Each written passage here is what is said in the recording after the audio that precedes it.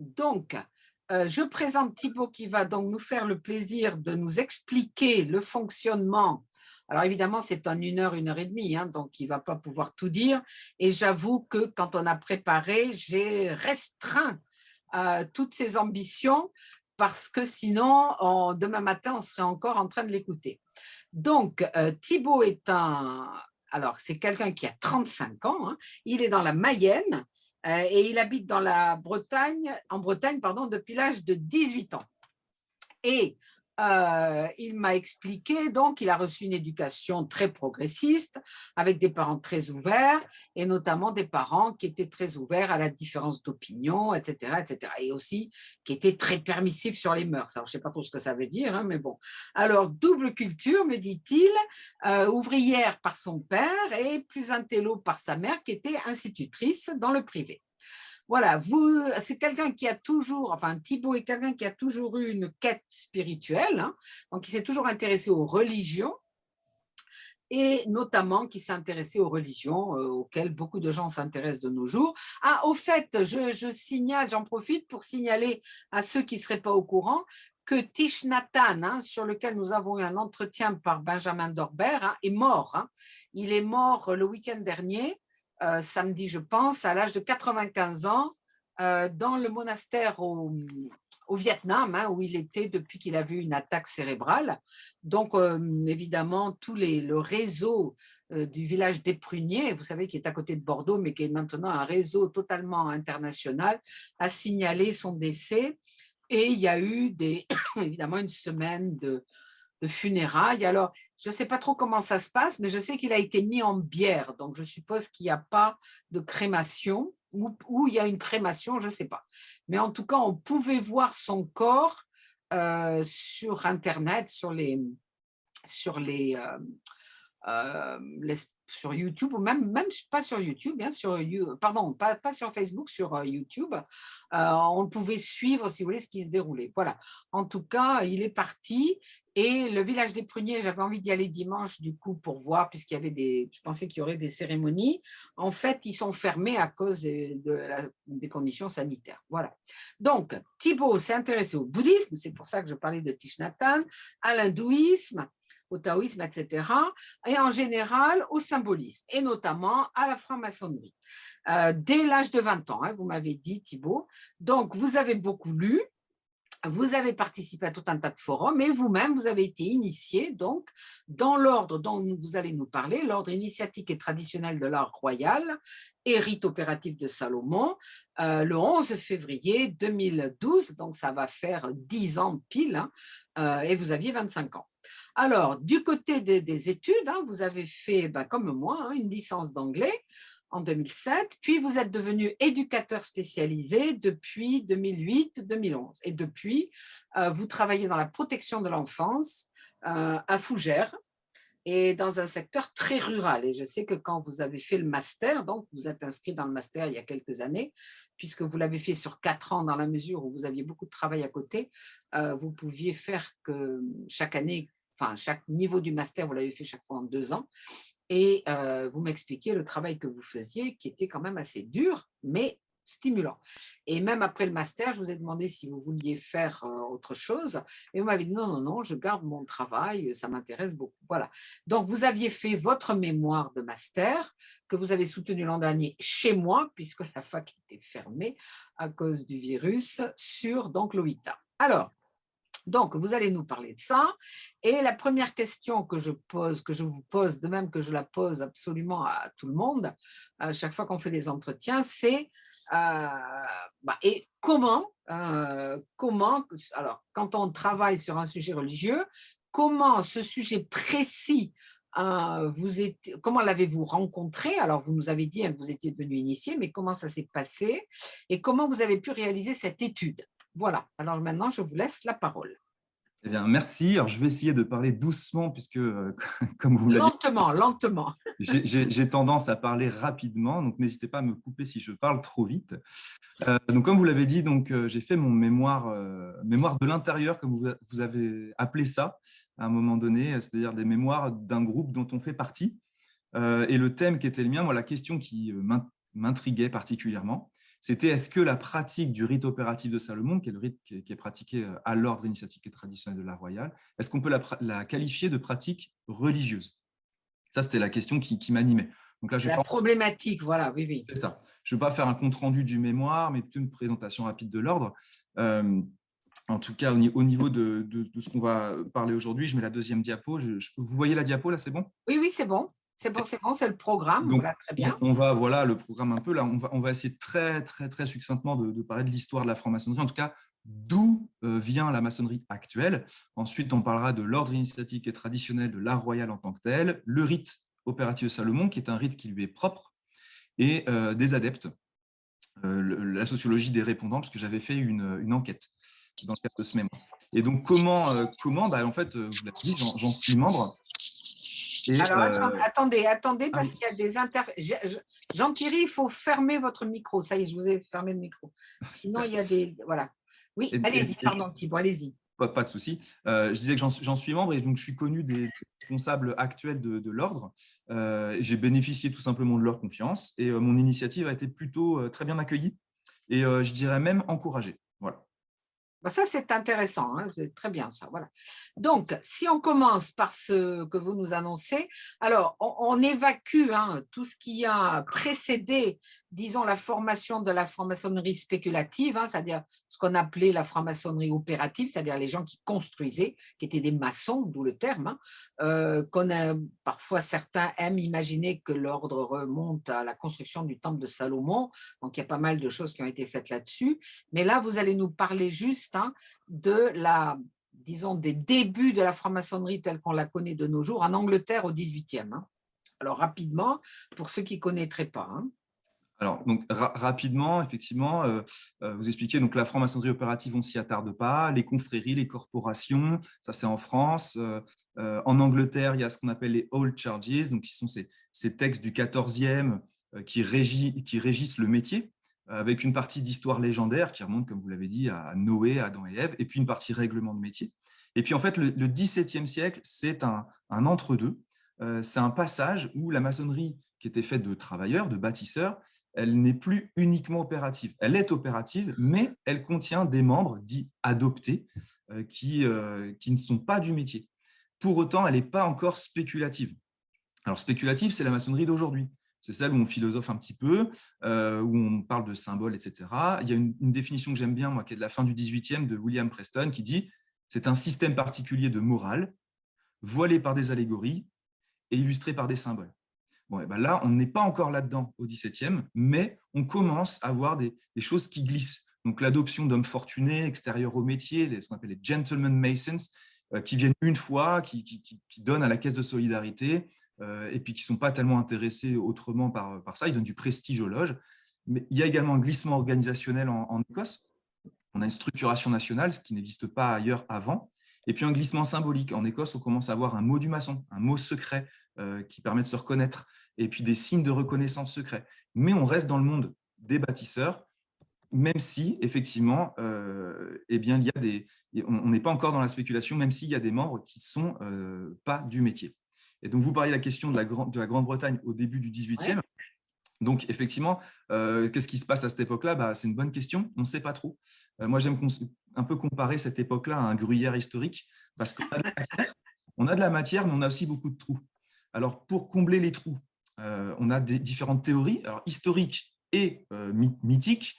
Les historiques, il y a une première théorie qui a eu lieu, qui a été favorisée jusqu'à la fin des années 70 en Angleterre, qui est dite de la transition, où on estimait à l'époque qu'il y avait de plus en plus d'acceptés, ces gentlemen masons, et qu'ils avaient supplanté les bâtisseurs. Aujourd'hui, grâce à une contre-théorie de l'emprunt qui est apparue en 78, en fait, on s'est rendu compte que ça ne tenait pas vraiment comme thèse, cette théorie de la transition, puisqu'en fait, ces acceptés, ces gentlemen masons, ils ne revenaient pas.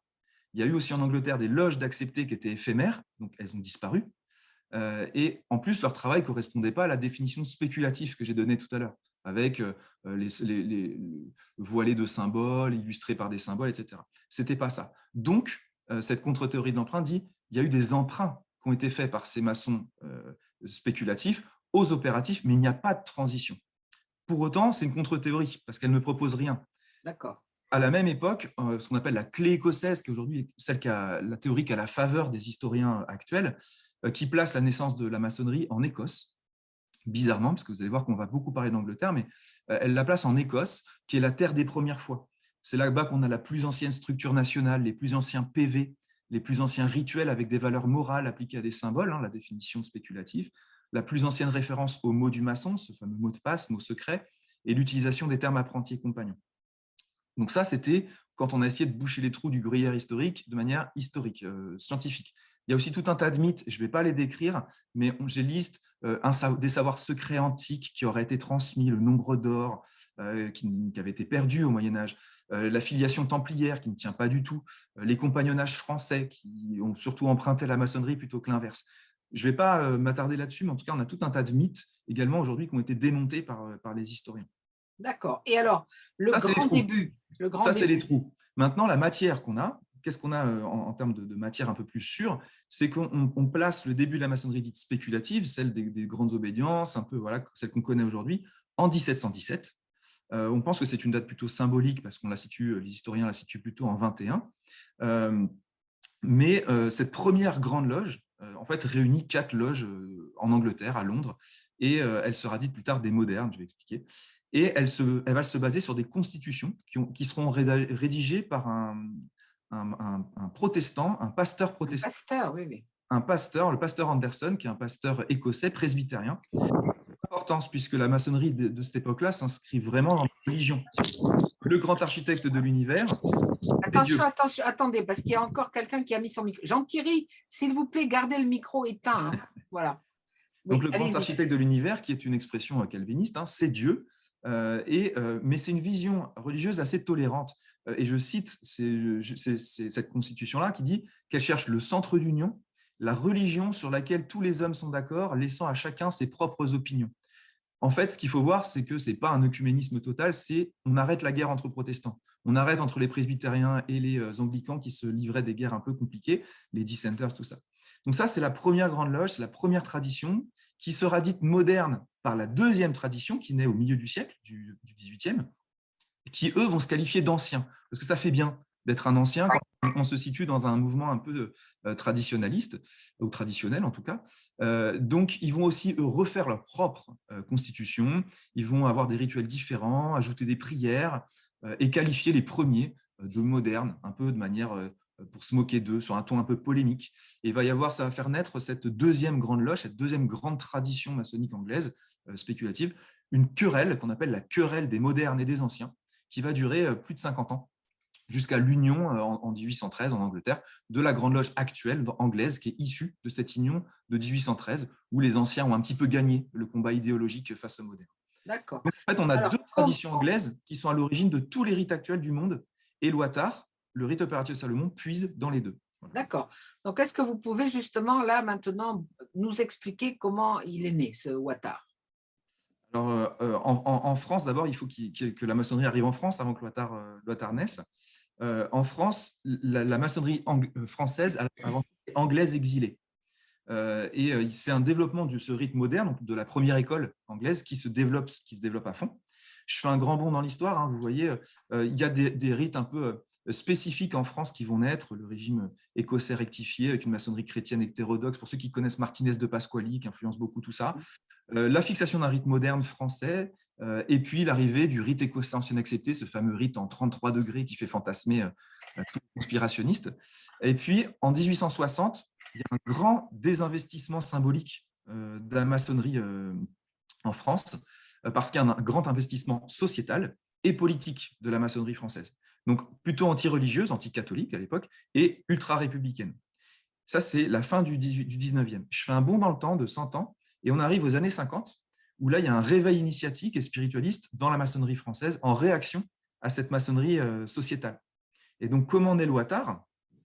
Eh ben, de cette réaction, de ce renouveau initiatique qui est voulu par des frères, des frères, je dis bien des frères, pas des sœurs au début, qui trouvent que c'est un petit peu dommage d'avoir abandonné tout cet aspect-là. Donc la maçonnerie anglaise, elle reste fidèle à ses origines. On croit toujours en Dieu révélé. Les rituels n'ont pas changé depuis 1813. On est un peu dans l'approche du club, des actions caritatives.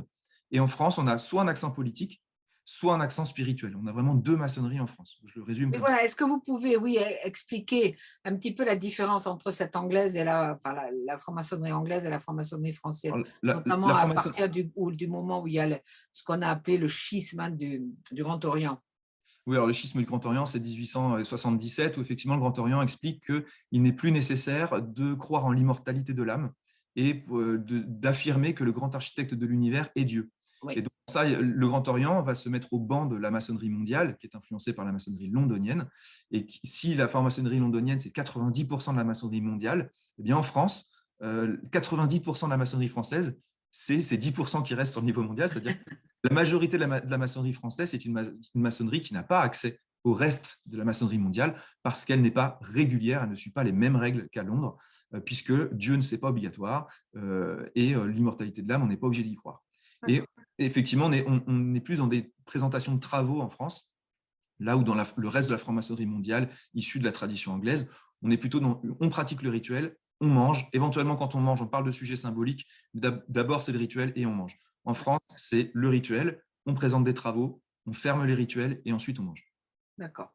Alors maintenant, les Donc, fondateurs Loitar. là, de l'OITAR. Oui, alors Loitar, c'est des fondateurs. Donc Jacques de la Personne, comme vous le voyez, qui est qualifié de père fondateur, c'est pas moi qui le dis comme ça, c'est la littérature de l'ordre. Alors, vous m'avez demandé de laisser la présentation parce que la trouille est rigolote. C'est un vicomte trotskiste, syndicaliste, rationaliste positiviste, matérialiste athée, qui entre en maçonnerie par entrisme. Hein, c'était la spécialité des trotskistes qui rentraient dans des mouvements pour les faire éclater de l'intérieur. Mais en fait, il se prend au jeu. Son initiation est vécue comme un choc absolu et la franc-maçonnerie comme une révélation spirituelle pour laquelle il va se passionner. Alors, c'est un homme qui a un bagage culturel important, hein. Il a des lectures libertaires, ésotériques, New Age, SF, il voyage beaucoup. C'est un employé SF science-fiction. Hein. de science-fiction. Il voyage beaucoup. Au début, c'est un employé de banque. Et puis, en fait, il va quitter la banque pour fonder une librairie maçonnique, hein, voilà, Détrade, qui est aujourd'hui une des plus grandes maisons d'édition de maçonnerie en France, hein, avec Dervy, je dirais, une des deux grandes maisons Oui, pour lire de la littérature maçonnique. Et il va devenir un peu le chef charismatique weberien, c'est comme ça que moi je le qualifie, avec les avantages, c'est-à-dire qu'il canalise toute l'attention, il cristallise autour de lui tout un mouvement, mais aussi les inconvénients. Donc il aura une aura, il est présenté comme un sage, des fois presque comme un prophète, c'est vraiment un mythe vivant. Et puis, jusqu'en 2012 où il est mort, mais en même temps, il devient aussi un peu autoritaire, un peu fermé, avec une absence de remise en question. Et lui, c'est un chercheur, donc il cherche dans les anciens rituels, il écrit, il fonde des loges, c'est un trimeur. Voilà. À côté de ça, il y a deux Daniel, ce qu'on appelle les deux Daniel, ils sont appelés comme ça, ce n'est pas mon expression. Hein. Donc il y en a un qui est un peu la cheville ouvrière et puis l'autre qui est le théoricien. Donc il y en a un qui agit, qui ouvre des loges dans tous les sens et puis l'autre qui écrit des bouquins.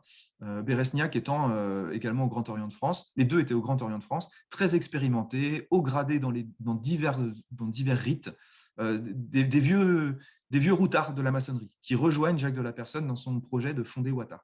et alors, comment est-ce qu'il quitte, pardon, qu'est-ce qui les fait quitter le Grand Orient?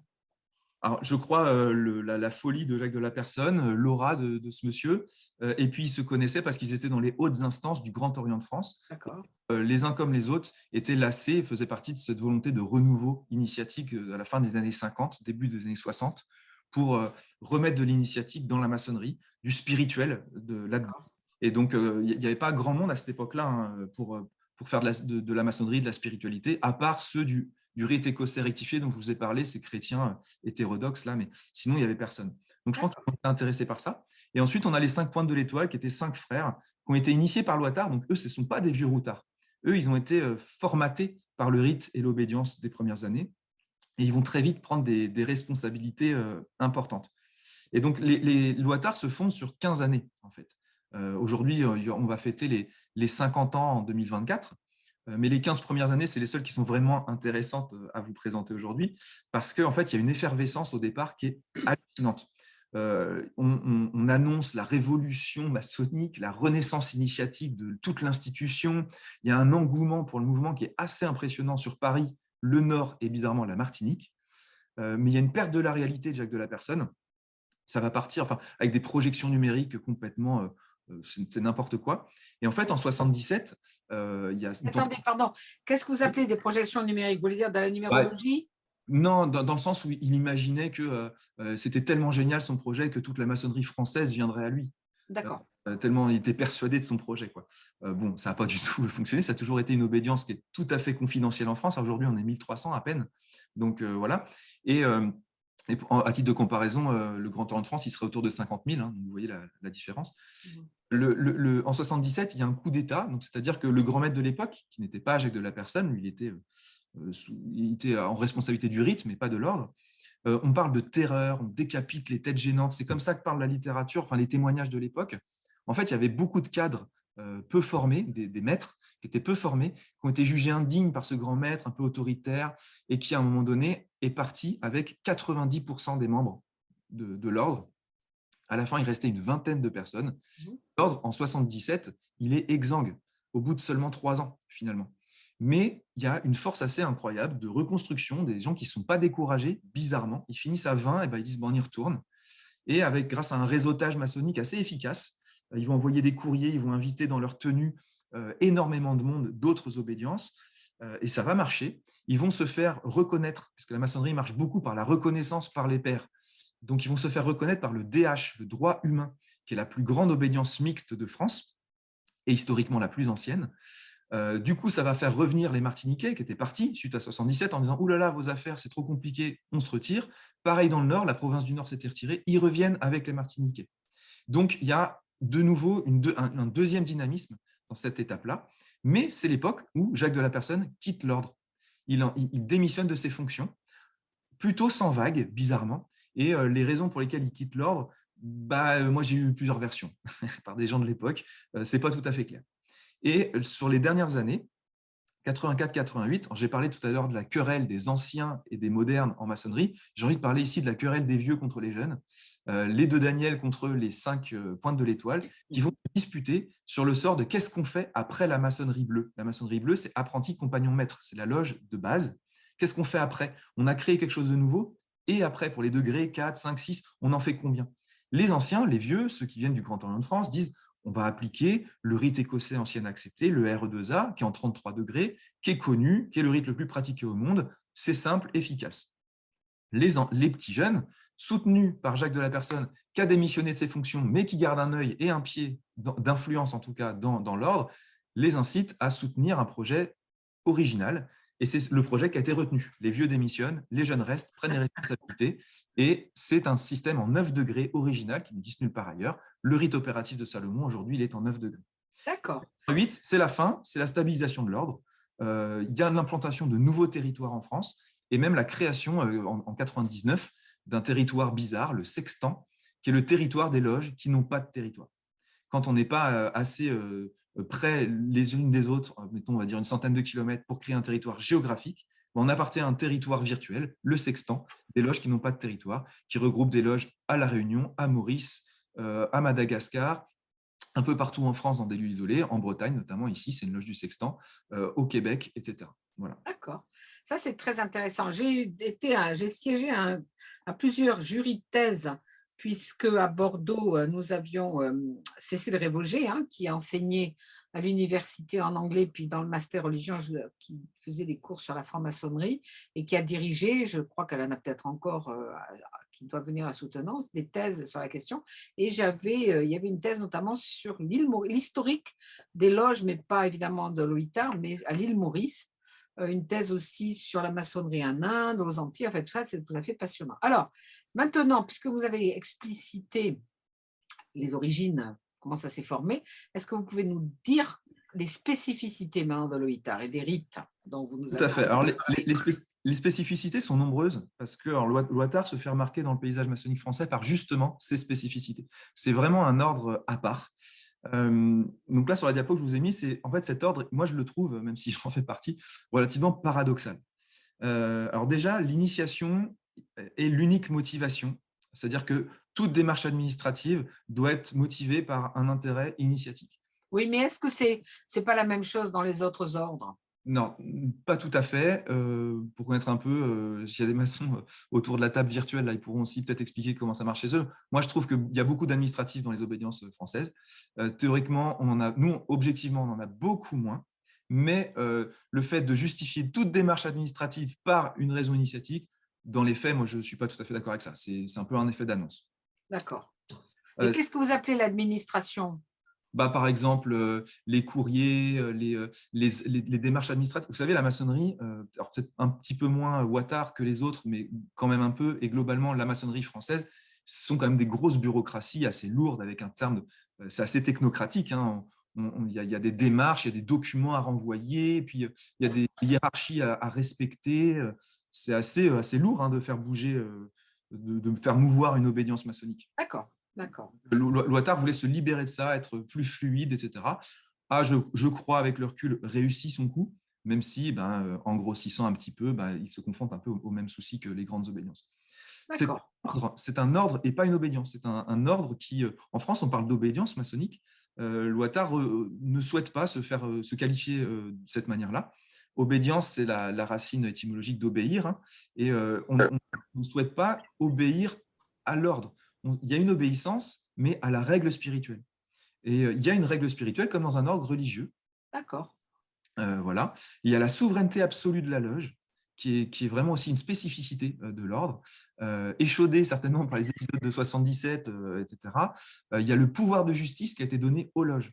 C'est unique en maçonnerie. Partout ailleurs, dans les autres obédiences, la justice maçonnique, quand il y a des désaccords entre frères et sœurs ou entre loges, elle est toujours pratiquée par une instance centralisée, plutôt jacobine, qui est située à Paris le plus souvent, qui appartient à l'obédience. À Ouattara, la loge rend sa justice. Ça, c'est absolument unique. La structure et la gouvernance se revendiquent libertaires. Alors, on est à cheval sur le terme, parce qu'on est dans les années 70, donc on voit bien un peu les références qui animent ce terme-là, mais le terme n'est pas à comprendre sous le sens anarchiste ou politique. La définition qu'en est donnée, c'est de viser l'éveil permanent et de maîtriser ses facultés. Mais parallèlement, sur le plan social, Lottard ne peut pas prendre de position publique. C'est interdit dans ses statuts, que ce soit sociétal ou politique. Donc, C'est-à-dire, par exemple, Lottard ne signe jamais les communiqués interobédientiels. d'accord. Je mets une parenthèse de 2 ans, entre 2014 et 2016, mais je ne vais pas rentrer là-dedans. Mais sinon, Lottard ne signe pas les communiqués interobédientiels parce que Lottard n'a pas le mandat de s'exprimer publiquement.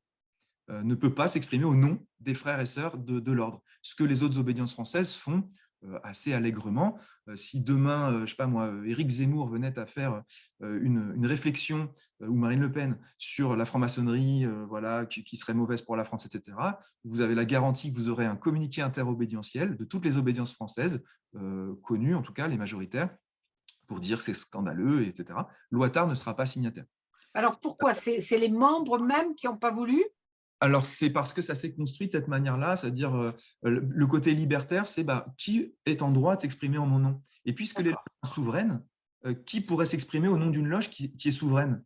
Pas l'ordre, puisque l'ordre, en fait, les hautes instances n'ont pas tellement de pouvoir sur les loges à l'Ouattara.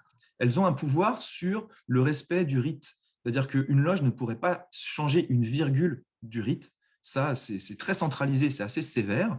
Là où ailleurs, je peux prendre le Grand Orient de France par exemple, les loges sont très libres, mais elles sont aussi également très libres de changer les rituels, de faire un peu ce qu'elles souhaitent, la loge. C'est impossible à l'Ouattara, alors que au Grand Orient de France, l'obédience va s'exprimer allègrement dans la presse sur tout un tas de sujets. Et donc, en fait, c'est pour ça que je parlais d'ordre paradoxal, parce qu'il y a des postures, moi, je trouve ambiguës. Il y a d'un côté du vocabulaire spirituel, on parle d'initiation, de règles spirituelles, d'ordre, etc. Mais il y a aussi du vocabulaire qui, à première vue, paraît politique. On parle de souveraineté, de libertaire, etc. Donc ça, ce sont les premières spécificités du rite. Maintenant, il y en a d'autres. Alors justement, est-ce que vous pouvez nous parler du rite? Le rite. Le rite, il se socle, j'ai parlé tout à l'heure des deux grandes traditions maçonniques, modernes, les premiers, anciens, les deuxièmes.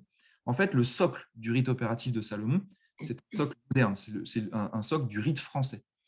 Mais Jacques de la Personne ne s'interdisait pas d'ajouter des éléments rituels issus de la tradition ancienne. Lui n'y voyait pas de problème. Donc ça, c'est un côté syncrétique qu'il peut y avoir dans la construction du rituel. Un deuxième paradoxe, c'est que le Grand Orient de France, dont est issu Lottard, et Lottard a gardé un certain esprit, c'est-à-dire une franc-maçonnerie libérale, c'est-à-dire mixité, le rapport à Dieu, etc., et adogmatique, refus des dogmes, etc. Elle est revendiquée, mais elle est on revendique aussi le côté franc-maçonnerie traditionnelle spiritualiste. Donc, symbolisme, spiritualité, etc. Donc, encore un paradoxe. Le rite aussi, il promeut l'usage de la raison. Et par exemple, Ouattar, à l'inverse, si on met à l'envers, ça fait ratio, et c'est la raison en latin.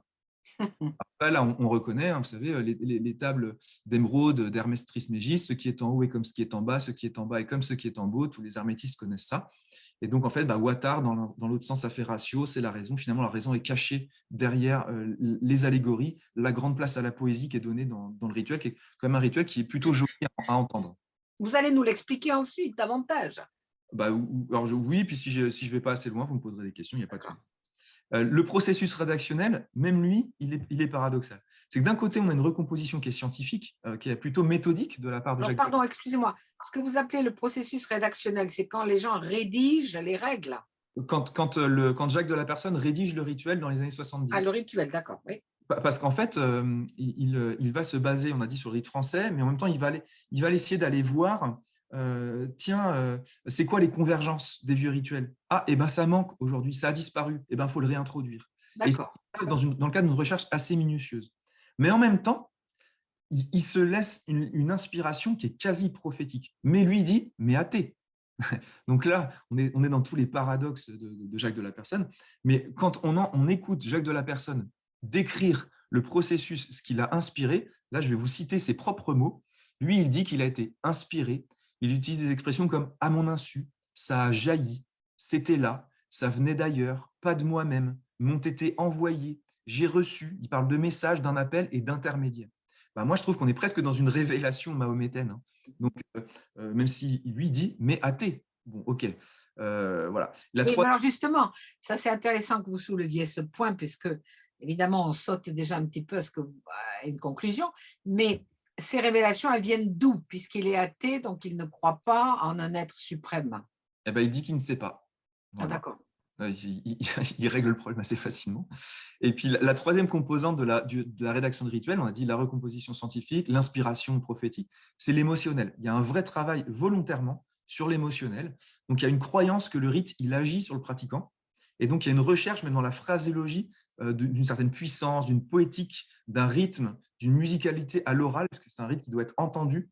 Et même le rite opératif de Salomon, le titre un peu, il explique assez facilement que, en fait, il a choisi l'appellation du rite un peu sur un coup de marketing.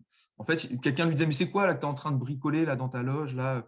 Il a dit, bah, c'est le rite opératif de Salomon. Il a dit ça comme ça. Et en fait, il a suscité tellement d'intérêt, rien que sur l'appellation, avec le mot opératif, et en parlant de Salomon, là où en maçonnerie, on parle surtout de loge de Saint-Jean, lui, en rentrant dans l'Ancien Testament, tout le monde commençait à tendre des oreilles. Et je me suis dit, là, je tiens un truc, je vais appeler ça comme ça, parce que ça a l'air de marcher. Donc, on voit un petit peu tous ces paradoxes-là. Et toujours sur la dernière vignette sur les spécificités du rite, alors, il revendique un esprit libertaire, on l'a dit. Et alors, ça se traduit comment dans le rite? Eh bien, il y a un mode original de recrutement qui se base sur la confiance. On appelle ça des galeries, là où partout ailleurs, il y a des enquêtes sur les gens qui demandent à rentrer. Il n'y a pas d'enquête à l'Ouattar. À l'Ouattar, la loge se révèle à visage découvert aux personnes qui souhaiteraient rentrer et organise une réunion avec un mini-rituel de 5 minutes au début, 5 minutes à la fin, autour d'une table, où les maçons de la loge ne vont pas présenter la maçonnerie et présenter un exposé, mais où les maçons vont écouter les questions que se posent les gens qui veulent rentrer. Ça inverse le rapport. Ensuite, libertaire, comment? Par l'oralité. Donc, l'Ouattar est une des rares obédiences le rite opératif de Salomon est un des rares rites qui promeut des présentations de travaux à l'oral. Donc, les frères et les sœurs qui présentent un travail sont debout dans la loge, au milieu de la loge, ils sont mis au milieu de tout le monde, et ils vont présenter leur travail sans notes. Partout ailleurs, en maçonnerie, on a préparé notre conférence, on a plusieurs feuilles, plusieurs pages, et puis on va la lire à un pupitre plutôt au bout, quoi. Globalement, je fais des raccourcis, mais c'est pour aller vite. Et l'idée de cette oralité, c'est l'humilité. Le libertaire, il ne veut pas empiéter sur la liberté de l'autre. Donc, il ne veut pas imposer son discours. Donc, il ne veut pas être trop dans les détails, trop précis. Il veut laisser la place à l'autre. Et donc, si on parle à l'oral sans notes, on sera moins long. Et donc, on laissera plus. C'est un petit peu ce qui... mais bon. pas forcément la preuve. Théoriquement, on est un peu moins long que si on avait du texte. Et l'unanimité également. L'unanimité, elle est publique à l'Ouattara, c'est-à-dire qu'il n'y a pas de vote secret. Partout en maçonnerie, on vote secret par boule blanche et boule noire, avec des majorités absolues, aux 2/3, aux 3/5, ça dépend. Mais boule noire, boule blanche, vote secret. À l'Ouattara, on vote à main levée ou en se levant soi-même, à la vue de tous, donc, et à l'unanimité. C'est-à-dire qu'une seule personne qui dit non, on n'avance pas plus loin. Donc, ça met en responsabilité chacun d'une manière tout à fait différente et le débat n'est pas à proprement démocratique au sens de la vision de la démocratie qu'on a dans la société. Et c'est l'utopie de la ruche qui s'applique. Donc, c'est une utopie, hein, mais la ruche, quand une ruche doit essaimer dans la nature, les abeilles, eh bien, il y a différentes abeilles qui vont explorer, qui trouvent un endroit, on pourrait aller s'implanter là-bas. Non, elles se bagarrent un petit peu pour savoir, et puis elles se convainquent les unes les autres jusqu'à ce que toute la ruche soit d'accord pour aller dans un seul et même endroit. C'est l'utopie qui est suivie. L'autre spécificité, c'est l'obsession symboliste, et je pèse mon terme obsession, c'est un terme de Jacques de la Personne, mais il y a un refus de la pure rationalité matérialiste et une promotion de la vision poétique du symbole. Et par exemple, moi, c'est la seule explication symbolique que j'ai pu entendre de la mixité. Je l'ai entendu, enfin je l'ai lu, des textes de Jacques de la Personne, qui dit non pas que l'ordre est mixte, parce qu'il considère que la mixité, c'est une valeur profane, c'est l'égalité des sexes et tout ça. Lui, il dit, c'est pas ça, c'est pas pour ça qu'on est entre frères et sœurs, c'est pour l'unité. Et il justifie cette mixité par un argument symbolique, c'est l'unité des deux principes qui se réunissent au sein de l'ordre. Ça n'a rien à voir avec l'égalité des sexes, ça n'a rien à voir. Et enfin, il y a une exaltation de la quête initiatique, dans le sens où il y a un refus des dogmes, on l'a dit, mais il y a une progressivité exacerbée. Vous savez qu'en maçonnerie, il y a des degrés, qu'on les passe les uns à la suite des autres, on est apprenti, compagnon, maître. Eh bien, à l'Ouattara, au rite opératif de Salomon, chaque degré est lui-même divisé en 3. On est apprenti entré, apprenti enregistré, apprenti accompli, puis compagnon passé, compagnon exercé et compagnon fini. Et enfin, maître élevé, maître expérimenté et maître installé. Et donc ça, c'est-à-dire que la progressivité, le côté initiatique, eh ben, on fait plus que les autres. De toute façon, le Ouattara, le Ross a toujours envie de faire plus que plus. Et puis, il y a de nombreux emprunts à diverses traditions ésotériques, alchimie, compagnonnage avec un S, la Kabbale, rosicrucianisme, ça va puiser un petit peu partout. Donc, dès qu'il y a de la quête initiatique quelque part, le Ouattara va souvent aller puiser un peu là-dedans. Et j'irais même jusqu'à dire qu'il y a une allusion à l'ordination sacerdotale sur la fin des degrés. Alors moi, j'y suis pas, je ne peux pas vous renseigner trop là-dessus, mais il y a une histoire d'onction à l'huile sacrée, d'imposition des mains, qui fait penser un peu à la sémira juive rabbinique. Donc, il y a tout quelque chose autour de ça, avec une exaltation de cette quête initiatique. Voilà. Très bien. Alors justement, maintenant, est-ce que vous pouvez nous parler encore plus du processus rituel? Alors, les rituels, à l'ordre initiatique et traditionnel de la royale, on n'est pas à un paradoxe près. Libertaire, la croyance en Dieu n'est pas obligatoire, le grand architecte de l'univers est un petit peu un symbole assez vaste et assez vague, derrière lequel on peut mettre beaucoup de choses, mais il y a la Bible ouverte en loge pendant les travaux. La Bible, nommée volume de la loi sacrée, voilà. Alors, le volume de la loi sacrée, on le trouve dans tous les rites, à quelque chose près, dans toutes les obédiences. Maintenant, c'est quoi le volume? Chez nous, c'est la Bible, parce qu'historiquement, ça a toujours été la Bible. Au Grand Orient de France, il y a des loges qui mettent la Bible, d'autres qui mettent un livre blanc, d'autres qui mettent les règlements intérieurs, enfin les règlements généraux, comme ils disent, ou d'autres livres. La Bible ouverte, au premier degré d'apprenti, elle est ouverte au premier livre des rois. Donc, on raconte dans ce livre-là la construction du temple. Au degré de compagnon, au deuxième livre des Chroniques, toujours on parle de la construction du temple également. C'est le même récit, mais quelques siècles plus tard, hein, concrètement. Et puis au degré de maître, à l'Ecclésiaste. La Bible n'est pas vue comme un livre sacré. Elle peut être... Alors, si ceux qui veulent la voir comme un livre sacré, ils le peuvent. Et pourquoi ça s'appelle, pardon, la loi sacrée? Alors, bonne question. Mais le volume de la sacrée, c'est la Bible, l'équerre et le compas, déjà. D'accord. Que quand le serment est prêté, il n'est pas prêté uniquement sur la Bible, il est prêté sur la Bible sur laquelle sont posés une équerre et un compas. Donc, moi, on m'a déjà dit cette image-là d'un frère qui m'a dit, moi j'aime beaucoup, qui m'a dit, oui, nous, on lit la Bible à travers le compas et l'équerre et le compas entrecroisés. Comme s'il y a un trou au milieu, et ben on passe notre œil au milieu, et c'est à travers l'œil maçonnique qu'on va lire la Bible. Ce n'est pas vu comme un récit sacré chrétien, ou même juif pour l'Ancien Testament, ça peut être considéré comme une simple compilation de récits mythologiques. Et le récit, il n'est pas essentialisé par le rite. On ne dit pas c'est un livre chrétien. Non, la Bible, elle raconte l'histoire du temple de Salomon. Et puisque la maçonnerie se base sur cette mythologie-là, alors on met la Bible, ça paraît logique. Ça ne paraît pas logique à tout le monde, hein, mais c'est un parti pris. Et la particularité du ROS, du rite opératif de Salomon, c'est qu'il y a un cumul des livres. Le VLS, c'est bien la Bible ouverte, voilà. Mais il y a aussi une Bible hébraïque qui est posée dans le temple, et il y a aussi un livre blanc. Voilà. Sur la suite. Pardon, la Bible hébraïque, hein, pour préciser, c'est ce que les chrétiens appellent l'Ancien Testament. Hein. Oui, tout à fait. Avec quelques petites différences de livres en fonction de si on est protestant ou catholique. Mais alors, donc, pourquoi la Bible hébraïque? Alors, le rituel dit, afin de garder le texte dans son expression la plus pure, dans ses caractères les plus purs, quelque chose comme ça. C'est symbolique, hein, parce que personne ne lit l'hébreu en loge. Ah, mais elle est en hébreu, la loge? Elle est en hébreu, oui, elle est en hébreu. Ah oui, d'accord. Parce que l'idée, c'est de garder les caractères originaux. D'accord. Ça, c'est une spécificité. Je ne l'ai vu nulle part ailleurs non plus. Encore une spécificité. D'accord. Vignette 2/4 hein, sur les rituels. Alors, les rituels principaux. Pas de grande surprise. Non, mais allez pas trop vite. Hein. Oui, bah, vous pourrez toujours m'interroger, il n'y a vraiment pas de souci. Les rituels principaux, l'initiation au degré d'apprenti. Là, on est sur une symbolique du voyage vers la lumière. Ça, c'est commun à tous les rites. Alors, ces rites-là, ces rituels principaux que vous voyez là, ils sont communs à tous les rites. Maintenant, dans leur déroulé, il peut y avoir des plus ou moins grandes différences. Globalement, je dirais plutôt des petites différences, mais il y a tel élément qui est pratiqué dans tel rite et pas dans tel autre, et inversement. Le passage au degré de compagnon, on est dans une symbolique de la germination du blé. Et l'élévation au degré du maître, c'est une symbolique de la renaissance. Et alors, le rite opératif de Salomon est un des rites qui pratique, ce n'est pas le cas de tous les rites, l'installation secrète, ou chez nous on l'appelle initiation secrète, du maître installé. C'est-à-dire, avant de devenir vénérable maître d'œuvre, alors là encore une appellation spécifique, le président d'une loge s'appelle un vénérable maître. Ça, c'est comme ça qu'on dit en Angleterre, worshipful master, donc ça va être traduit par vénérable maître.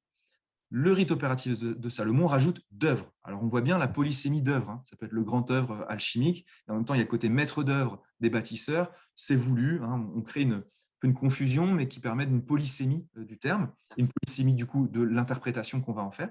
Mais le vénérable maître d'œuvre, donc le président de la loge, il ne peut pas être président de la loge, il ne peut pas être véné, comme on dit, s'il n'a pas vécu l'initiation secrète du maître installé, qui est basée sur une symbolique de l'excellence. Alors, je peux vous faire revenir en arrière.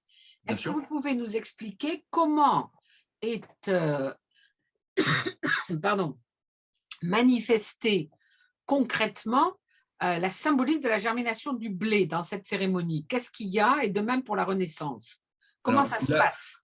Là où les degrés d'apprenti… Alors, je vais le dire parce qu'il y a peut-être des gens j'anticipe peut-être une question qui me sera posée sur le secret maçonnique. On parle souvent du secret maçonnique. J'allais vous demander ça, mais bon, voilà. vous m'avez dit que vous pouviez en parler. Oui, je vais juste citer un extrait d'une interview qui a été faite justement de Jacques de la Personne qui dit, il y a 4 lignes, « À notre époque, le secret ne doit pas être confondu avec de vaines mesquineries ou apparente discrétion qui ne serait que pure illusion par rapport à ce secret fondamental qui est par lui-même intrahissable, puisque c'est l'aboutissement de la démarche du maçon. » Donc lui, ce qu'il dit, le secret, c'est notre vécu, c'est ce qu'on va y trouver. Donner le contenu des rituels, on ne trahit pas grand-chose. Et en l'occurrence, il faut avoir en tête qu'on a dit tout à l'heure 1717 pour la première maçonnerie. Les premières divulgations intégrales des rituels existants, c'est 1730. Donc la maçonnerie a été secrète en termes de rituels pendant 13 ans. Il faut l'avoir en tête. Et depuis, tous les rites sont tous accessibles dans toutes les librairies un peu ésotériques. Voilà. Donc, je ferme la parenthèse là-dessus. Donc, ce que je vais dire là sur le degré d'apprenti, l'initiation, dans tous les degrés, elle se passe sur une symbolique, j'ai dit, du voyage vers la lumière. Donc, du voyage, il y a 3 voyages qui sont faits par l'apprenti, par le futur apprenti. Le compagnon, lui, fait 5 passages, ce qu'on appelle des voyages, selon les rythmes, mais il y a 5 épisodes. Eh bien, la germination du blé se traduit par une étape de la germination à la fin de chaque passage. Donc, à travers ces passages, le compagnon est comme le grain de blé, avec toute la symbolique du blé. Voilà. Est-ce qu'il y a des représentations symboliques du blé? Comment ça se passe?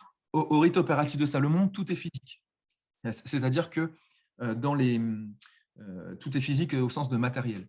dans tous les rituels que je connais, il y a ce qu'on appelle au centre de la loge un tableau de loge ou tapis de loge, qui est une représentation symbolique, iconographique, qui a un tapis, des fois qui est roulé, des fois qui a un tableau qui est recouvert d'un drap qu'on enlève, etc. Ça dépend où. Des fois, il y en a qui vont le dessiner sur un tableau de craie à la main, mais il y a une représentation illustrée. Au rite opératif de Salomon, c'est le seul rite que je connais comme ça, il y en a peut-être d'autres, mais je ne les connais pas. On déroule un tapis sur lequel on va poser les objets, les vrais objets. C'est-à-dire que tout est physique. Donc, le blé, il n'est pas représenté de manière iconographique non plus. Il y a vraiment du blé, selon ces différentes étapes de germination dans la loge, dans le rituel qui est mis en scène. Voilà. Et donc voilà, sur cette diapo-là, sur les grands rituels principaux. On a aussi des rituels que je qualifie de secondaires. On fête les solstices en maçonnerie depuis toujours, plus ou moins, chez nous plutôt plus que moins. La solsticiale d'été, la tenue solsticiale d'été et la tenue solsticiale d'hiver. La tenue solsticiale d'été, elle est publique, sur invitation, mais publique.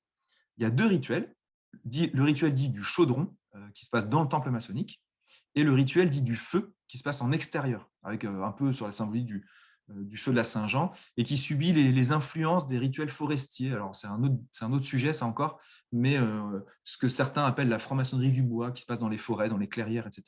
Je ne vais pas m'attarder là-dessus. Et puis, il y a la solsticiale d'hiver.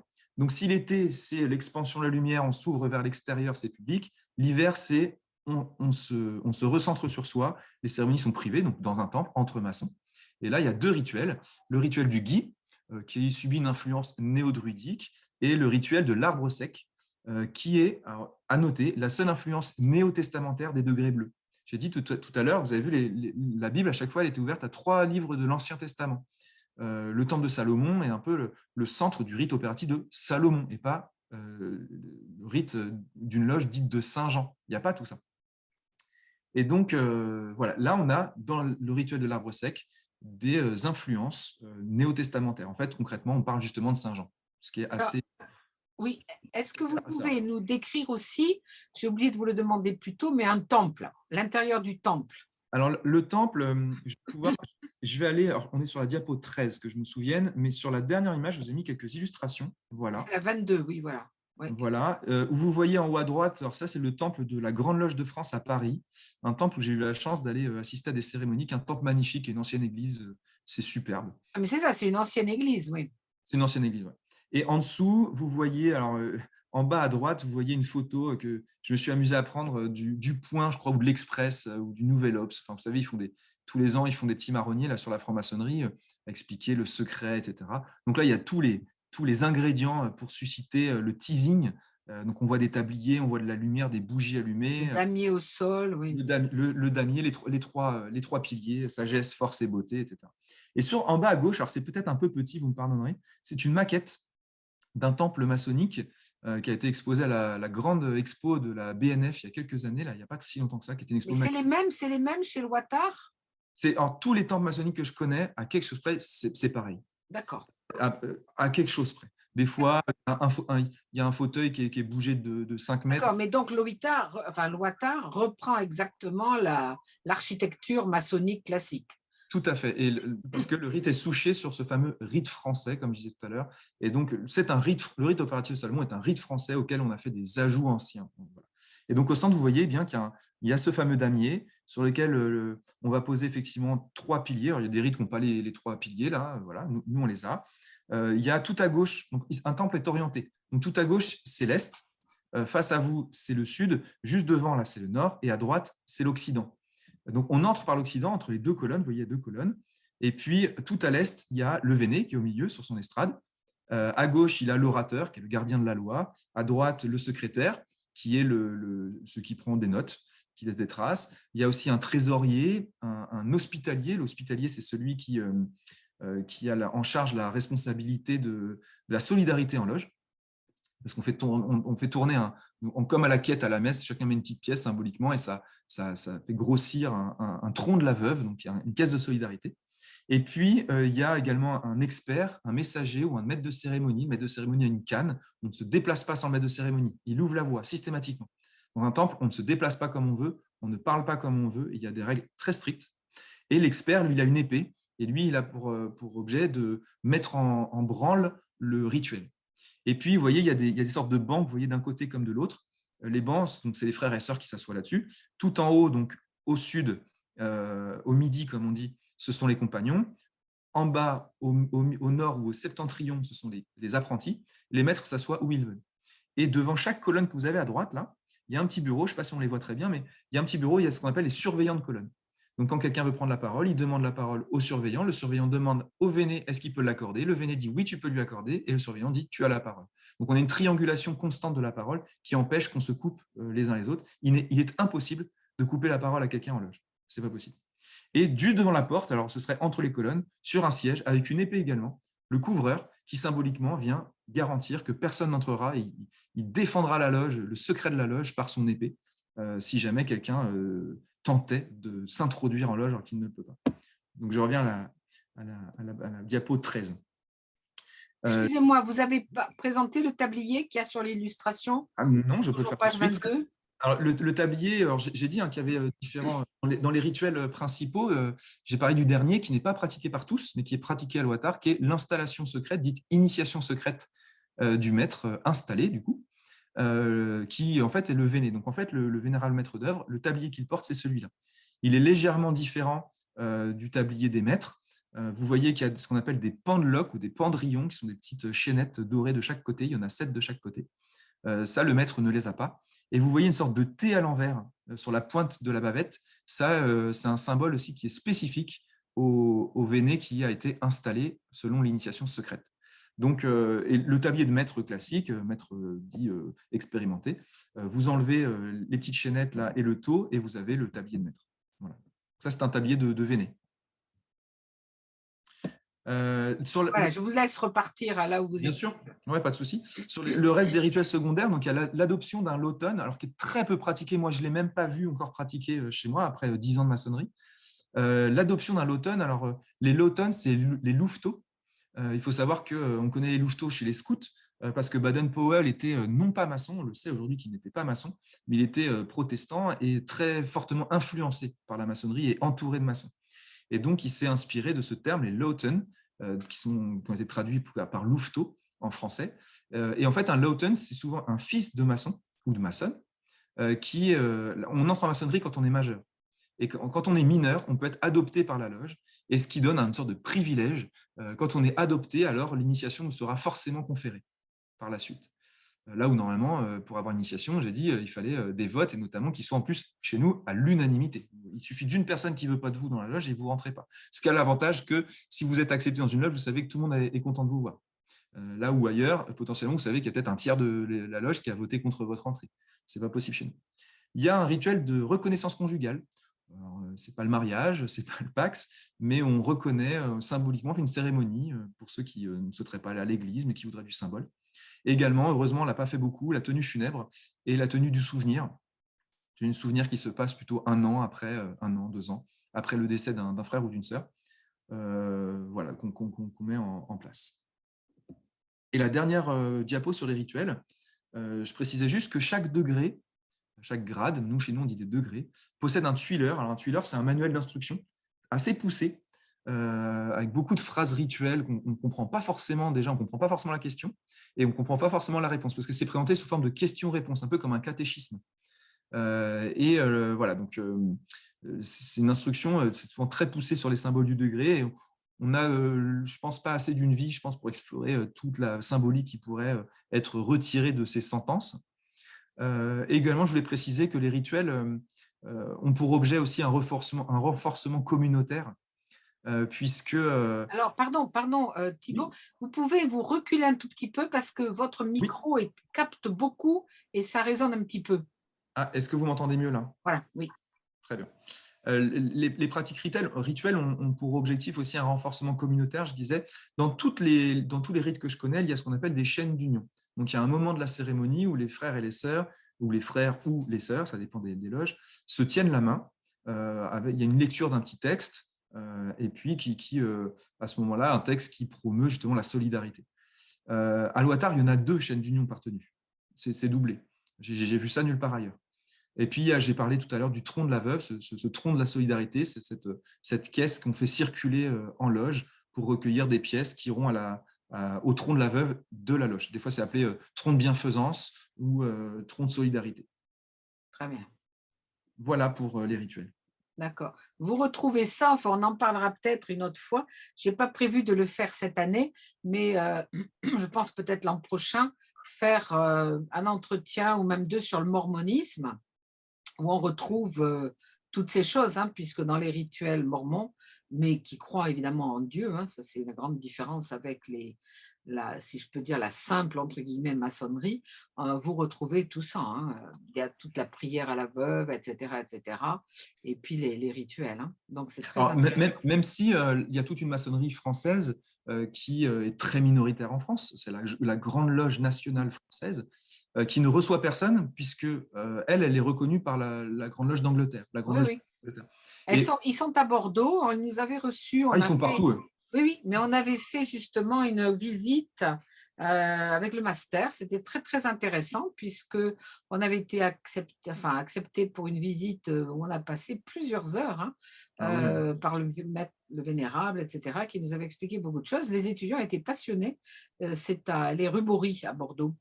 Et elle n'est pas acceptée par les autres qui sont rue Ségalier, mais qui ne veulent pas en entendre parler, Alors, ceux puisqu'elle qui est, ne... elle, d'obédience Anglaise, voilà, anglaise, et que donc elle n'est pas aimée particulièrement par les autres françaises.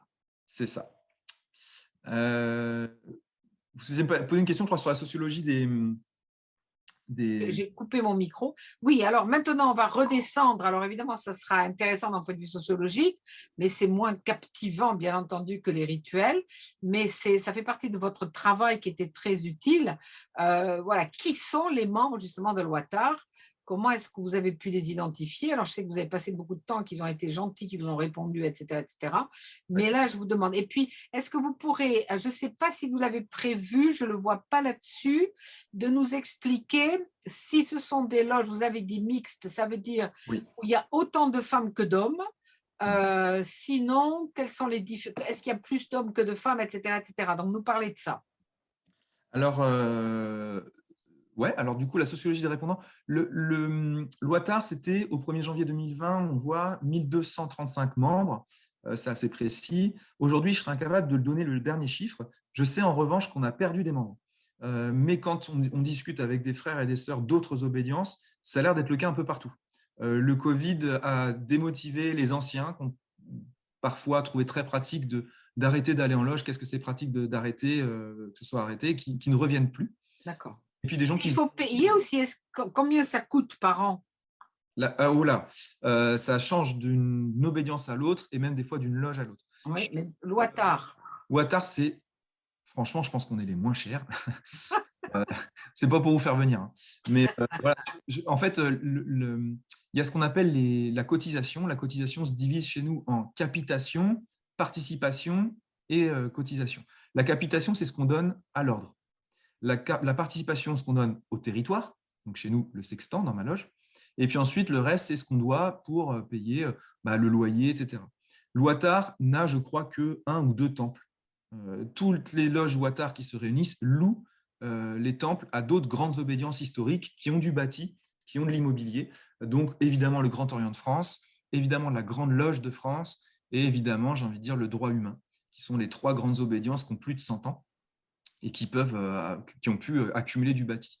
Donc nous, on a un siège à Ouattar, je ne suis jamais allé d'ailleurs, c'est à Évry. Il y a un siège et puis je crois qu'il y a quelques loges qui auraient leur propre temple. Les femmes et les hommes. Ah oui, combien ça coûte? Alors du coup, moi, par exemple, je sais que dans ma loge, on payait 202 € jusqu'à cette année par an. Par an, oui, heureusement, je ne pourrais pas me permettre par mois, par an. Et là, on a dû augmenter la cotisation à l'AG qu'on a fait en début d'année. Là, on va être à 230, je crois, ou 240, je ne sais plus, 135, parce que les loyers ont augmenté. D'accord. Mais ça, c'est la cotisation globale? Oui. D'accord. Oui, c'est Après, pas il cher, faut prévoir, pas cher, oui. on n'est pas cher. Moi, j'ai été déjà au Grand Orient de France dans une loge où ils votaient leur cotisation en loge, donc j'ai pu assister au débat. Ils étaient plutôt autour de 450 € par an. Après, les grandes obédiences ont aussi du bâti, comme j'ai dit, donc ça s'entretient, donc elles peuvent aussi être un peu plus gourmandes en termes de cotisation, sachant que dans les loges, pour ne pas exclure ceux qui auraient des moyens plus modestes, les caisses de solidarité peuvent justement servir à payer les cotisations de ceux qui n'en auraient pas les moyens. Et puis, il y a aussi des frères ou des sœurs qui, aisés, donnent plus exprès pour faire baisser la capitation de ceux qui en auraient besoin. Donc ça existe aussi, cette solidarité-là. Et est-ce qu'il y en ait plus d'hommes ou plus de femmes à l'Ouattara, plus de sœurs ou plus de frères? Je ne saurais pas le dire. Dans les réponses que j'ai reçues, on a bizarrement un peu plus d'hommes. Alors moi, je pense qu'on a un peu plus de femmes. Globalement, les obédiences mixtes, on repère qu'il y a quand même souvent plus de femmes que d'hommes dans les obédiences mixtes. Les obédiences mixtes sont plus investies par les sœurs, alors qu'il y a quand même vachement moins de sœurs en maçonnerie que de frères. Donc, ça veut dire que les sœurs sont quand même beaucoup plus enclines à se diriger vers du mixte. Voilà, donc là, les résultats que j'avais eus, j'ai pu sous les yeux mes résultats précis, là, j'ai que mon diapo, mais de tête, j'ai eu 60% d'hommes à répondre et 40% de femmes, quelque chose comme ça. Donc, j'ai eu 149 répondants, c'est-à-dire 12% des effectifs. C'est beaucoup, hein, c'est beaucoup pour avoir Ouais. fait moi-même des enquêtes dans les groupes religieux. C'est que 149, c'est pas mal. Hein. Ouais. Alors moi, je pensais, sans doute pris par mon enthousiasme, avoir beaucoup plus. Non, c'est beaucoup. Hein. Et la grand-maître générale était aussi déçue de ce chiffre, mais tout en relativisant avec ce que vous venez de dire, c'est qu'avoir des enquêtes avec des retours à plus de 10%, c'est quand même très rare. Ah Donc, oui, c'est impressionnant. Hein. On en avait parlé déjà quand vous avez soutenu, mais je vous avais dit à quel point j'étais contente. Alors évidemment, je pense que ça vient du fait que vous êtes à l'intérieur et que vous n'êtes pas extérieur, parce qu'extérieur, vous n'auriez jamais pu obtenir ça. C'est sûr. Dans l'enquête que j'avais fait des espaces d'expression libre. Et notamment, alors il y en a qui me reconnaissaient, alors qui mettaient des petits commentaires pour moi, mais sinon, il y avait aussi quand même des gens qui sous-entendaient, oui, effectivement, que si ils l'ont fait, c'est parce que c'était quelqu'un de l'intérieur qui le faisait et qu'ils n'avaient pas de doute sur l'utilisation négative qui pourrait être faite de l'enquête, évidemment. Mais la était bonne.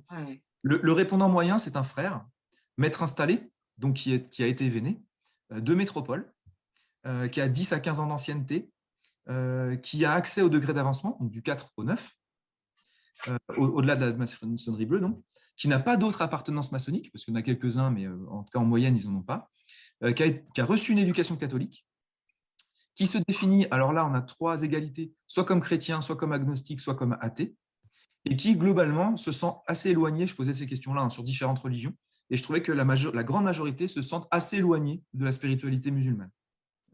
C'est intéressant parce qu'il y a une franc-maçonnerie musulmane, enfin qui est dans les pays musulmans. Donc ça, c'est intéressant. Mais vous leur aviez posé la question sur l'islam ou sur l'hindouisme, bouddhisme, etc. De tout. Moi, j'aurais demandé comment est-ce qu'ils se qualifiaient aujourd'hui, alors quel type d'éducation ils avaient pu recevoir. Alors, notamment là, on va pouvoir le voir, et la relation aux religieux qu'ils peuvent avoir. D'accord. C'est ça qui m'intéressait. Quelle était leur relation à la maçonnerie, donc là, on vient de le dire, et la relation à la religion. Donc, sur la religion, on a quand même beaucoup de catholiques d'éducation, mais qui trouvent souvent cela, ils trouvent que l'Église est trop conservatrice, trop rigide et trop décalée de l'actualité. C'est le retour des maçons d'éducation catholique qui ont répondu. Alors ça, c'est très amusant, ça, parce que quand on fait des enquêtes sur pourquoi les gens se convertissent à des nouvelles religions, c'est le contraire qu'on trouve. C'est-à-dire qu'en général, l'Église catholique, pour eux, est devenue pas assez conservatrice, trop ouverte sur la société, donc trop en phase avec l'actualité. Et donc, beaucoup de gens vont rechercher des religions qui, au contraire, repartent dans une tradition à la fois morale, rituelle, etc. Donc ça, c'est très, très intéressant de voir ça. Et en même temps, cet aspect-là, on le retrouve plutôt sur la pratique rituelle. Alors, la pratique du rite, je ne l'ai pas dit, mais à Ouattara, la pratique rituelle est extrêmement importante. On peut visiter, les maçons ont tous visité des loges où il y a 2-3 phrases d'échange au début, 2-3 coups de maillet du véné et des surveillants, et puis boum, on ouvre. Parce qu'en fait, le rituel, il y a certaines loges, c'est pas une majorité, mais il y a certaines loges, elles s'en foutent un peu du rituel. Ce qui compte, c'est le contenu des débats qui vont avoir lieu. Ce sont souvent des loges qui ont des débats sociétaux, politiques, etc. Et puis à la fin, c'est pareil, 2-3 phrases d'échange, boum, un petit coup de maillet. Voilà, on ne s'embête pas trop.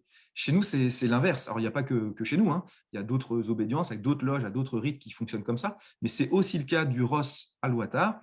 où la pratique rituelle est au cœur de la pratique maçonnique. Et donc, l'Église est trop conservatrice, trop rigide dans ses positions et décalée de l'actualité, mais on retrouve ce que vous venez de dire, c'est-à-dire que oui, mais les rituels ont perdu, oui. plus tellement, et il y a une recherche d'un certain hiératisme, désolé du gros mot, dans la pratique. D'accord, d'accord. Oui, Ça correspond à ce qu'on entend en général de nos oui. jours. Hein, ouais. Oui, assez. Et pour les chrétiens pratiquants qui ont répondu, qui sont membres de l'ordre, il y a quand même, moi j'observe dans les réponses qu'ils font, cela, un éloignement des orthodoxies quand même d'Église. C'est-à-dire qu'ils ont beau dire qu'ils sont pratiquants, et je ne leur nie pas ça, mais les réponses qu'ils apportent sur le plan théologique, ils sont un peu border, moi je trouve, dans leurs réponses. Donc, expliquez ce que vous voulez dire hein, par border. Par exemple, oui, je vais à la messe catholique, etc. Mais pour moi, est-ce que je crois vraiment au paradis? Est-ce que je crois vraiment à la fin des temps et à la résurrection de Jésus? Est-ce que je crois? Non. Oui, d'accord. Ouais. Voilà. Et pourtant, c'est des gens qui ont besoin d'aller à l'église, qui vont croire en Dieu, vont croire en la parole de Jésus, etc. Mais dans leur réponse, je ne les trouve pas. En tout cas, c'est du catholicisme souvent très, très libéral quoi, dans son interprétation. Il y a une proportion importante de répondants qui ont, alors ça, je l'ai noté parce que ça m'a étonné, une résonance dans le bouddhisme. Moi, je note un petit peu auprès de qui vous vous sentez un peu près. Et c'est pour ça que je disais, il y en a très peu qui cochaient islam. D'accord. Il y en a plein qui cochaient bouddhisme. Et quand, dans la case à côté, je demandais aux gens de librement s'exprimer, en fait, pourquoi? C'est parce que le bouddhisme n'est pas vu, est vu en tout cas comme non religieux. Alors, ça me fait un peu sourire aujourd'hui, après avoir passé le master, et quand on étudie un peu la question, mais c'est vu comme non religieux, mais en fait, on s'aperçoit que non religieux veut dire, en fait, pour eux, non dogmatique, parce que le religieux est réduit au catholicisme, et que le catholicisme est religieux, donc religion égale dogme, égale rigidité, etc. Le bouddhisme est vu comme un truc assez... c'est une vision assez romantique du bouddhisme, finalement. Oui, c'est assez général en France, hein, de nos jours, hein, de toute façon. Ouais. Et le néopaganisme, que j'ai mis en dessous, est revendiqué plus souvent que le protestantisme ou le judaïsme. Alors ça, je trouve ça dingue, parce qu'en l'occurrence, le temple de Salomon, etc., on est quand même dans une iconographie, on a des étoiles de David un petit peu dans les rituels, sur les décors, etc. Donc le judaïsme est quand même présent, on a une Bible hébraïque, etc. Le protestantisme, la maçonnerie naît dans un bassin protestant, et pourtant, c'est dans le néopaganisme que les frères et les sœurs se disent se reconnaître un peu plus. C'est-à-dire, c'est peut-être parce que de la personne a beaucoup puisé quand même dans des rituels archaïques un petit peu qu'on retrouvait en Angleterre et fin 19e avec des gens comme Crowley aussi, qui a réinventé des rituels hein, à partir d'une reconstruction de ce que pouvaient faire les druides, dont on ne sait absolument pas ce qu'ils faisaient. Donc, ça correspond quand même assez. Hein. Je ne crois pas qu'il y ait Anthony qui nous suive, mais qui travaille sur justement Aleister Crowley, etc., etc. Donc ça, c'est intéressant de voir ça là-dedans dans le Watar. Oui. C'est ça, effectivement, comme je disais tout à l'heure, il y avait le rite du feu qui fait penser un peu au rite forestier. Pour ceux qui pratiquent les rites forestiers, les officiers, je les ai nommés tout à l'heure en maçonnerie, hein, hospitaliers, experts, messagers, les officiers en foresterie peuvent s'appeler du chêne, de l'orme, c'est des noms d'arbres, du chêne, de l'orme, de l'érable, etc. Ah oui, d'accord. Dans ce rite-là, il y a aussi ces appellations-là qui ont été empruntées aux forestiers. Donc, et dans le rituel du gui, le gui, il y a toute l'imagerie de la serpe, etc.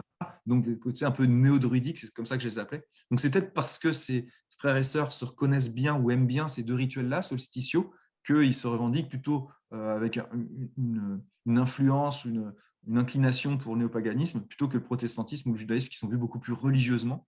Voilà. Donc, voilà pour la sociologie. C'est quand même un profil qui correspond beaucoup à ce qu'on trouve quand on étudie les évolutions de la sphère religieuse en France, hein, enfin en Occident, en Europe de l'Ouest et en France. Il y a énormément de groupes néo-païens, il y a énormément de groupes néo-druides, qui ne sont pas simplement en Bretagne, mais il y en a partout. Moi, j'ai des étudiants qui les ont étudiés en Charente, il y en a en Gironde, etc. Et donc, tout ce dont vous venez de parler, ça se mélange avec un goût pour le rituel archaïsant, en dehors de l'Église catholique, qui est toujours vue comme conquérante, rationnelle, etc., etc. Donc, ça, c'est très, très intéressant de voir comment, même au sein de la maçonnerie, on va retrouver les mêmes évolutions avec le Watar. Très bien. Moi, je crois que les pratiquants du ROS, enfin le ROS, le rite opératif de Salomon, est très ancré dans sa civilisation et dans sa culture. il est très ancré dans cet ésotérisme occidental de l'ère chrétienne. Pas tellement, bizarrement, le paganisme, etc. Il est dans l'ésotérisme occidental de l'ère chrétienne, mais, et c'est peut-être la particularité, il y a une tolérance aux ajouts des traditions qui oui, oui, oui, oui, donc oui. néopaganisme, etc. Et là où il y a des rites en France, avec des obédiences, qui recherchent la pureté de la tradition. Donc si on a un rite moderne, on recherche la pureté du rite moderne. Si on a un rite ancien, on recherche la pureté de son rite à retourner aux sources, telles que c'était au début, etc., etc.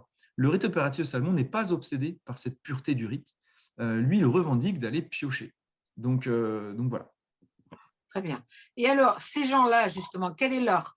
Est-ce que vous avez réussi à délimiter plus précisément leur propre quête spirituelle?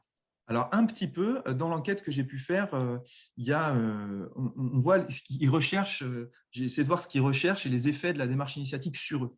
Alors, très majoritairement, ce qu'ils recherchent, c'est un espace convivial de réflexion commune. Ça, très clairement. Ensuite, un lieu où, pour mener une réflexion spirituelle, métaphysique et introspective. Le sociétal est en grande minorité, c'est-à-dire qu'il n'y a pas du tout de volonté de réfléchir au sociétal. Alors, en l'occurrence, si on vient à l'Ouattara pour parler sociétal, on va être très déçu, puisque c'est interdit de parler de politique et de religion en loge. On ne peut parler que du rite en lui-même. On analyse le rite. Voilà, c'est une sorte d'exégèse du rite opératif de Salomon qui est menée dans les travaux, ou alors de sujets un peu symboliques basés sur les outils, sur les symboles qui nous sont présentés. Et est-ce que vous avez par an, enfin moi j'ai connu ça dans une autre loge, hein, une thématique sur laquelle tout le monde va travailler pendant un an? Alors, oui et non, parce que je vois à quoi vous faites référence. Souvent, les grandes obédiences, type Grand Orient de France, Grande Loge de France, Grande Loge féminine de France, droit humain, ils font ce qu'on appelle tous les ans un convent. Le convent, c'est chaque loge de l'obédience qui désigne un ou deux députés, voilà, et qui vont aller à Paris ou dans une autre ville de France, où vont être réunis tous les députés de toutes les loges de l'obédience.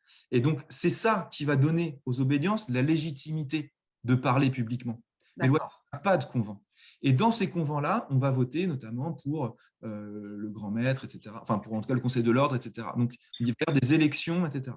Et notamment, va être défini un thème qui va être donné à toutes les loges de l'obédience, qui va se décliner en 2, 3, 4, 5 questions sur le même thème. Et les loges auront l'obligation de traiter 2 questions. Mais l'obligation de traiter 2 questions. Chez nous, ça ne pourrait pas se passer parce qu'on peut obliger une loge à rien du tout, vu qu'elle est...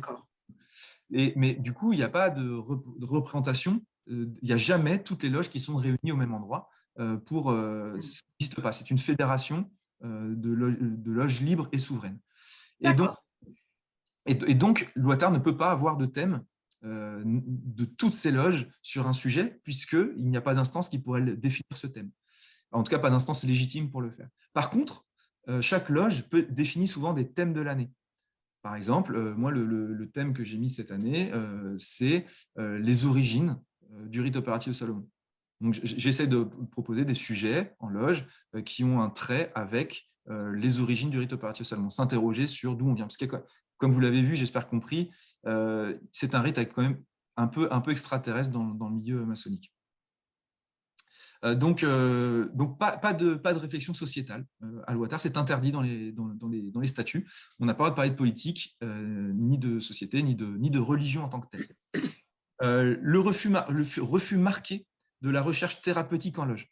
Alors, moi, je pose la question, à quoi ça sert la maçonnerie, en gros? Est-ce que ça peut avoir un but thérapeutique? Ça a été très, très peu coché, et même dans les espaces de libre expression, ça a été, les gens se sont arrêtés là-dessus pour dire on n'est pas un lieu, on n'est pas un cabinet, on n'est pas une thérapie. On ne vient pas en maçonnerie pour faire de la thérapie.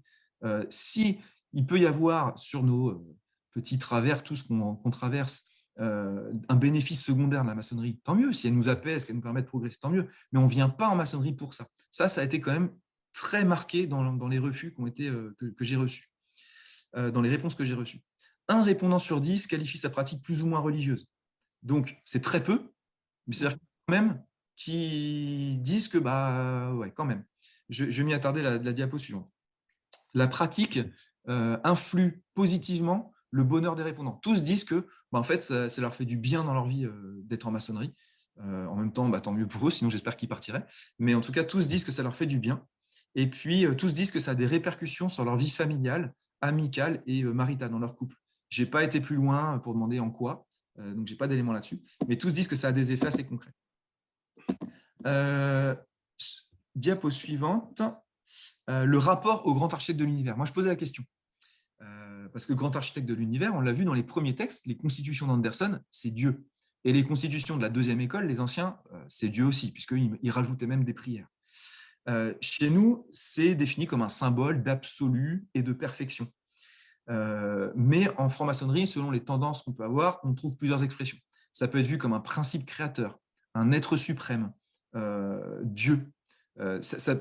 Selon les obédiences où on est, ce sont des expressions maçonniques qui existent. Donc, j'ai repris ces expressions qui ne sont pas propres à Ouattara, mais qui existent en maçonnerie, pour savoir dans quoi les gens se reconnaissaient, dans quelle case ils mettaient le grand architecte de l'univers, le Gadlu, comme on dit.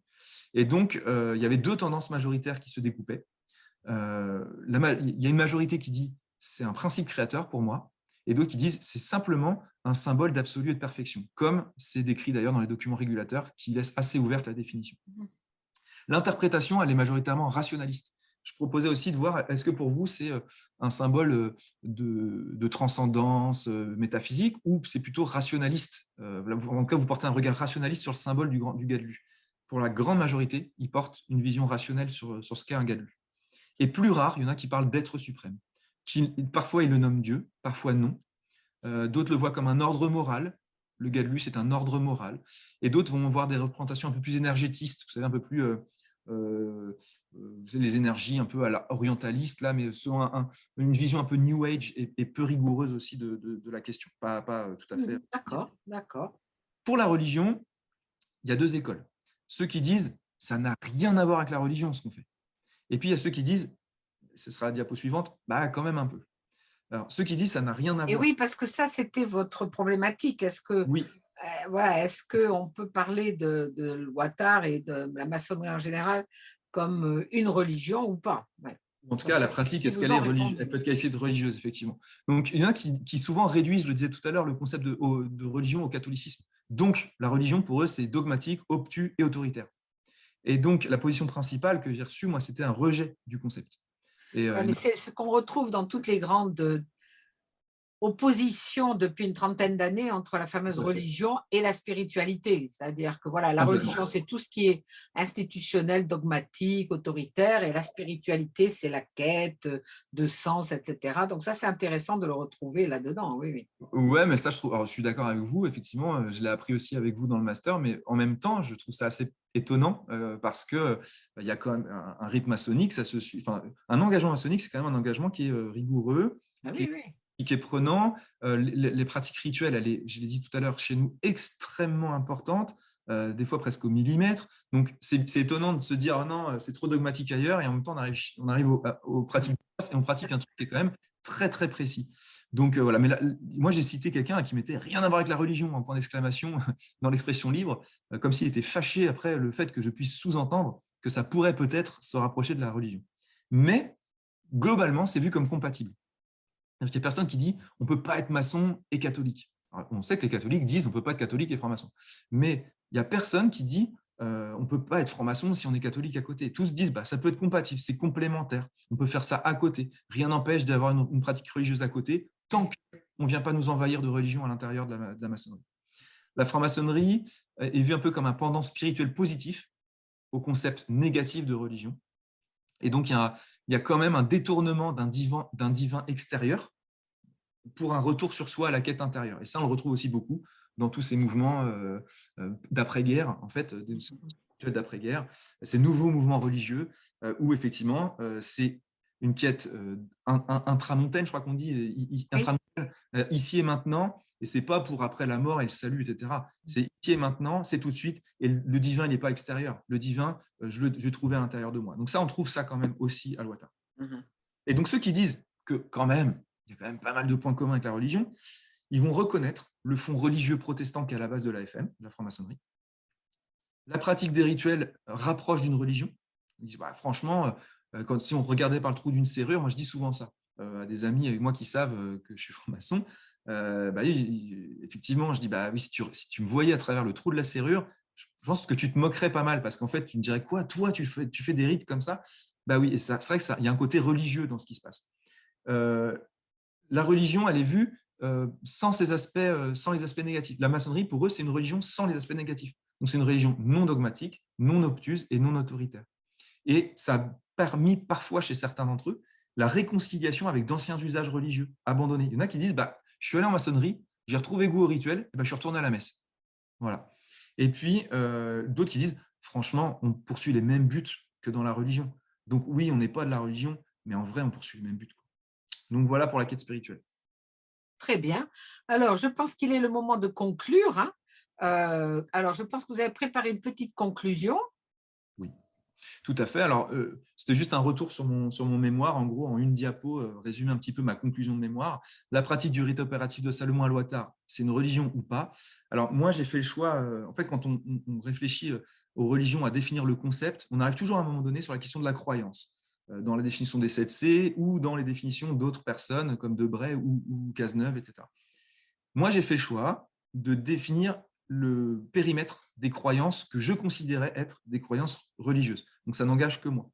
Et moi, voilà, vous avez la liste là, des croyances cosmologiques, théologiques, eschatologiques, donc eschatologique, la vie après la mort, sotériologique, c'est la question du salut, ou métaphysique. Or, sur ces sujets-là, donc la construction du monde, l'existence de Dieu, la vie après la mort, le salut, ou le pourquoi on est là, le rite opératif de Salomon n'apporte aucun enseignement. Et il n'impose aucune vision. Les croyances, je viens de le dire, elles sont intramondaines et uniquement sur un plan moral. Donc, je conclus qu'il n'y a pas religion parce que les croyances ne sont pas de nature religieuse. Il y a un tas de croyances qui sont partagées. On peut-être que le terme religieux ne serait pas bon, mais de nature transcendante. Et encore, je pense qu'on ferait débat avec ceux qui diraient que c'est immanent. Donc, oui. Pour les maçons, vous mettez n'importe quel sujet, de toute façon, vous aurez du débat. Mais voilà, en tout cas, pour moi, je concluais que non. Maintenant, est-ce que la pratique, sans parler de la maçonnerie ou de Loithar qui serait une religion, est-ce que la pratique, elle est pratiquée comme dans une religion? Alors je dis, non, s'il n'y a pas de religion, il n'y a pas de pratique religieuse. En revanche, il y a une revendication du sacré, au sens étymologique du terme, de séparer du profane. Il y a le rituel de début sert à séparer l'espace profane et créer un espace-temps sacré. Et ça, c'est défini par le rituel d'ouverture. Et à la fin, il y a un rituel de fermeture pour revenir au temps profane et à l'espace profane, ici et maintenant. Donc, non, ce n'est pas une pratique religieuse, mais il y a une pratique sacrée. Et je concluais, c'est la dernière phrase de mon mémoire, un peu par une pirouette, c'est-à-dire la pratique du rite opératif de Salomon n'est pas une religion de substitution, mais c'est une belle substitution à la religion. Voilà. Merci infiniment, Thibaut. Alors, évidemment, on vous écouterait parler encore plus, mais l'heure tourne. Hein. Donc, ça, c'était tout à fait passionnant. Et je suis sûre qu'il y a des questions qui vont fuser, parce que, alors, arrêtez peut-être de faire le partage d'écran, comme ça, on va vous voir mieux. Et puis, je vais mettre la galerie, comme ça, je verrai si vous voulez poser des questions, vous faites sur réaction. Vous continuez l'enregistrement, hein, vous ne touchez pas l'enregistrement. Vous juste arrêtez partage d'écran. Le partage d'écran, vous voyez toujours ou pas? Oui. Alors je ne sais pas comment est-ce qu'on fait. Ben si, en haut, normalement, vous devez avoir arrêté le partage. En haut du PowerPoint, en haut, au-dessus. Ouais, mais j'ai un arrêté en rouge. Oui, non, arrêtez le partage d'écran, vous devez avoir. Non, j'ai juste nouveau partage. J'ai pas ça. Option partage. Non, j'ai pas ça. Vous pouvez pas? Attendez. Alors, attendez peut-être. Non, j'ai pas ça. Arrêtez le partage. Si, ça y est, je l'ai fait, moi. Voilà. Super, merci. Voilà. Alors, est-ce qu'il y a des questions? Il y a plusieurs personnes qui discutaient. Il y avait Anastasia tout à l'heure qui voulait discuter. Alors, si tu es toujours là, Anastasia, il y avait Ambre qui disait merci, mais qui devait partir. Anastasia nous précisait que le damier, ça s'appelle le pavé mosaïque.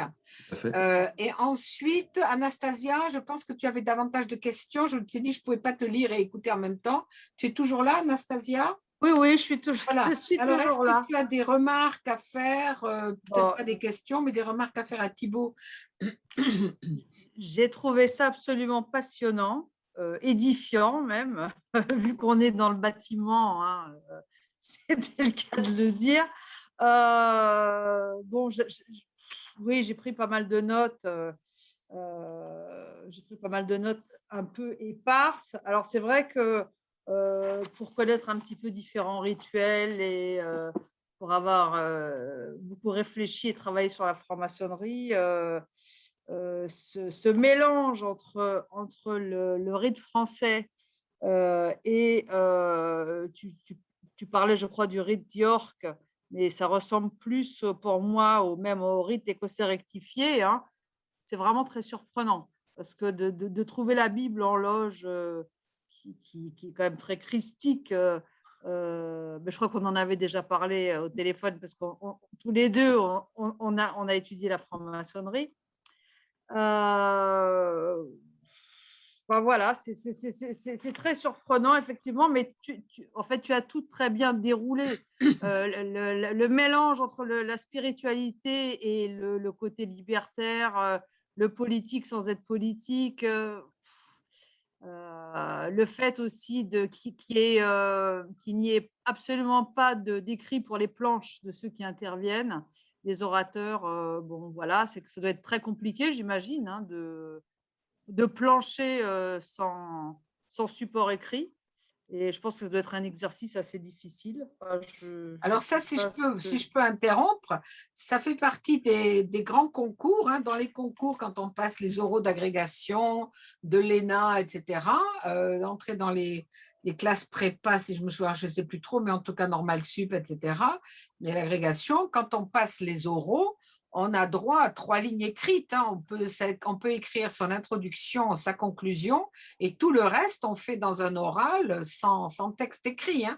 Donc ça fait partie des initiations de l'éducation nationale et je pense d'autres administrations, mais c'est connu comme étant difficile et donc ça fait partie des épreuves que l'on passe pour être évalué. Hein. Mais il n'y a pas qu'à Louis Tard. Hein. Oui, mais en franc-maçonnerie, le propre de la planche, c'est d'avoir justement une planche devant soi. Oui, mais bon, mais je dis que ça fait partie de ces rites qu'on a dans d'initiation, si on peut dire, hein, et qui montrent que justement la personne peut travailler sans filet, quoi. C'est quelque chose qui impressionne souvent les visiteurs. On appelle ça des visiteurs, ceux qui viennent d'autres loges et d'autres obédiences. Ça les impressionne toujours quand on présente nos travaux debout à l'oral sans support écrit. C'est juste un exercice auquel on s'entraîne. Ouais, voilà, ouais. Nous, concrètement, on apprend, enfin moi, comme ça que je fonctionne, et je sais qu'on est plusieurs à fonctionner comme ça. Moi, j'apprends mon plan par cœur. Donc, j'ai mon grand 1, petit A, petit B, sous A, sous B, grand B, etc. Grand 1, grand 2, grand 3. J'ai mon intro, ma conclue. Ça, je le connais par cœur. C'est assez rapide. Et après, on improvise et on doit le faire en étant le plus à l'aise possible. Mais on n'est pas tous égaux sur cette question-là. Donc, il n'y a pas non plus de sentiment de compète ou de jugement. Moi, je n'ai jamais vu ça, en tout cas dans ma loge. Voilà, ça existe peut-être ailleurs, malheureusement, mais j'ai eu la chance de ne pas connaître ça dans ma loge et d'observer qu'il y a ceux qui ne sont pas à l'aise, ils le disent. On sait très bien qui dans la loge est à l'aise et pas à l'aise. On sait très bien que, voilà. Et ce n'est pas gênant. En fait, nous, ce qu'on dit souvent, c'est que ça n'a aucune importance. Si on nous a confié un sujet, parce qu'à Watar, on ne choisit jamais son sujet, c'est aussi même les maîtres ne choisissent jamais leur sujet. On ne choisit jamais son sujet quand il nous imposait, donc on doit travailler dessus, on doit le restituer, mais c'est pour nous qu'on le restitue. Mais il est considéré que le restituer à l'oral, d'avoir structuré sa pensée, ça nous fait progresser soi-même, et on ne fait pas ça pour donner un cours aux autres. Potentiellement, quand on voit un apprenti qui va plancher sur un sujet qui a été donné 1000 fois à tous les apprentis, on est tous passés par là, on peut se dire, moi, ça fait la 6e ou 8e fois que j'entends ce sujet de planche, je ne vais pas apprendre grand-chose. Peut-être, mais ce n'est pas pour toi qu'il le fait, l'apprenti. C'est pour lui. Et il va venir présenter ce travail-là. Donc, je ne sais pas si c'est plus difficile qu'ailleurs, c'est un autre exercice. On est beaucoup moins précis, on ne va pas donner de date, on ne va pas donner de nom d'ouvrage précis comme on peut l'entendre quand il y a des vrais conférenciers. Voilà. C'est un exercice que je trouve intéressant parce que certains frères et sœurs font des planches Wikipédia. Ça n'a aucun intérêt. Et de toute façon, bon, moi, je ne sais pas si, j'imagine que c'est comme ça chez vous, mais il y a une triangulation de la parole. J'explique pour ceux qui ne savent pas ce que c'est-à-dire qu'on ne peut pas s'adresser, les personnes qui sont en loge, les frères et sœurs ne peuvent pas s'adresser directement à l'orateur. Oui, il l'a dit, donc, oui, il l'a dit. Voilà.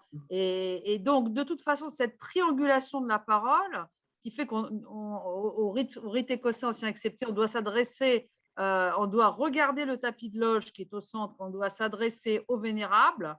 eh bien, c'est de toute façon un exercice de style parce que les frères et sœurs doivent vraiment intérioriser leurs réflexions et essayer de ne pas dire d'âneries, hein. Ouais. Donc, Alors, il y a quelqu'un qui a demandé, alors cette façon que vous avez là, qu'il y a dans les loges de trianguler la parole, je ne sais pas si c'est dû au fait que au Parlement britannique, hein, on ne parle jamais d'un membre du Parlement à l'autre, hein. On parle forcément au président de la Chambre ou de la Chambre des Lords, hein. C'est Donc, très intéressant on parce ne que parle jamais, voilà, on ne parle jamais directement l'un à l'autre, ce qui n'empêche pas que tout le monde s'insulte, mais on s'insulte par la parole triangulée aussi, hein. alors, très intéressant, c'est très intéressant de parler du Parlement de Grande-Bretagne, puisque vous avez vu tout à l'heure, je vous ai montré la petite maquette avec la géographie de la loge. Si vous regardez le Parlement de Bretagne, c'est pareil, hein. Il y a des bancs qui se font face. Grande-Bretagne, hein, Grande-Bretagne, pardon, oui, de Grande-Bretagne. C'est parce que je suis à Fougères que je dis ça. Voilà. Il y a effectivement des bancs qui se font face de chaque côté. Au milieu, on a cette table, donc là où il y a le tableau de loge en acier. Et puis, là où il y a le Véné, il y a effectivement oui, c'est la même architecture, hein, voilà, très bien. Alors, j'ai une question, il y a Isabelle Rabaron qui lève la main. Ah, mais il faut mettre votre micro, Isabelle. Oui, merci Thibaut, c'est passionnant.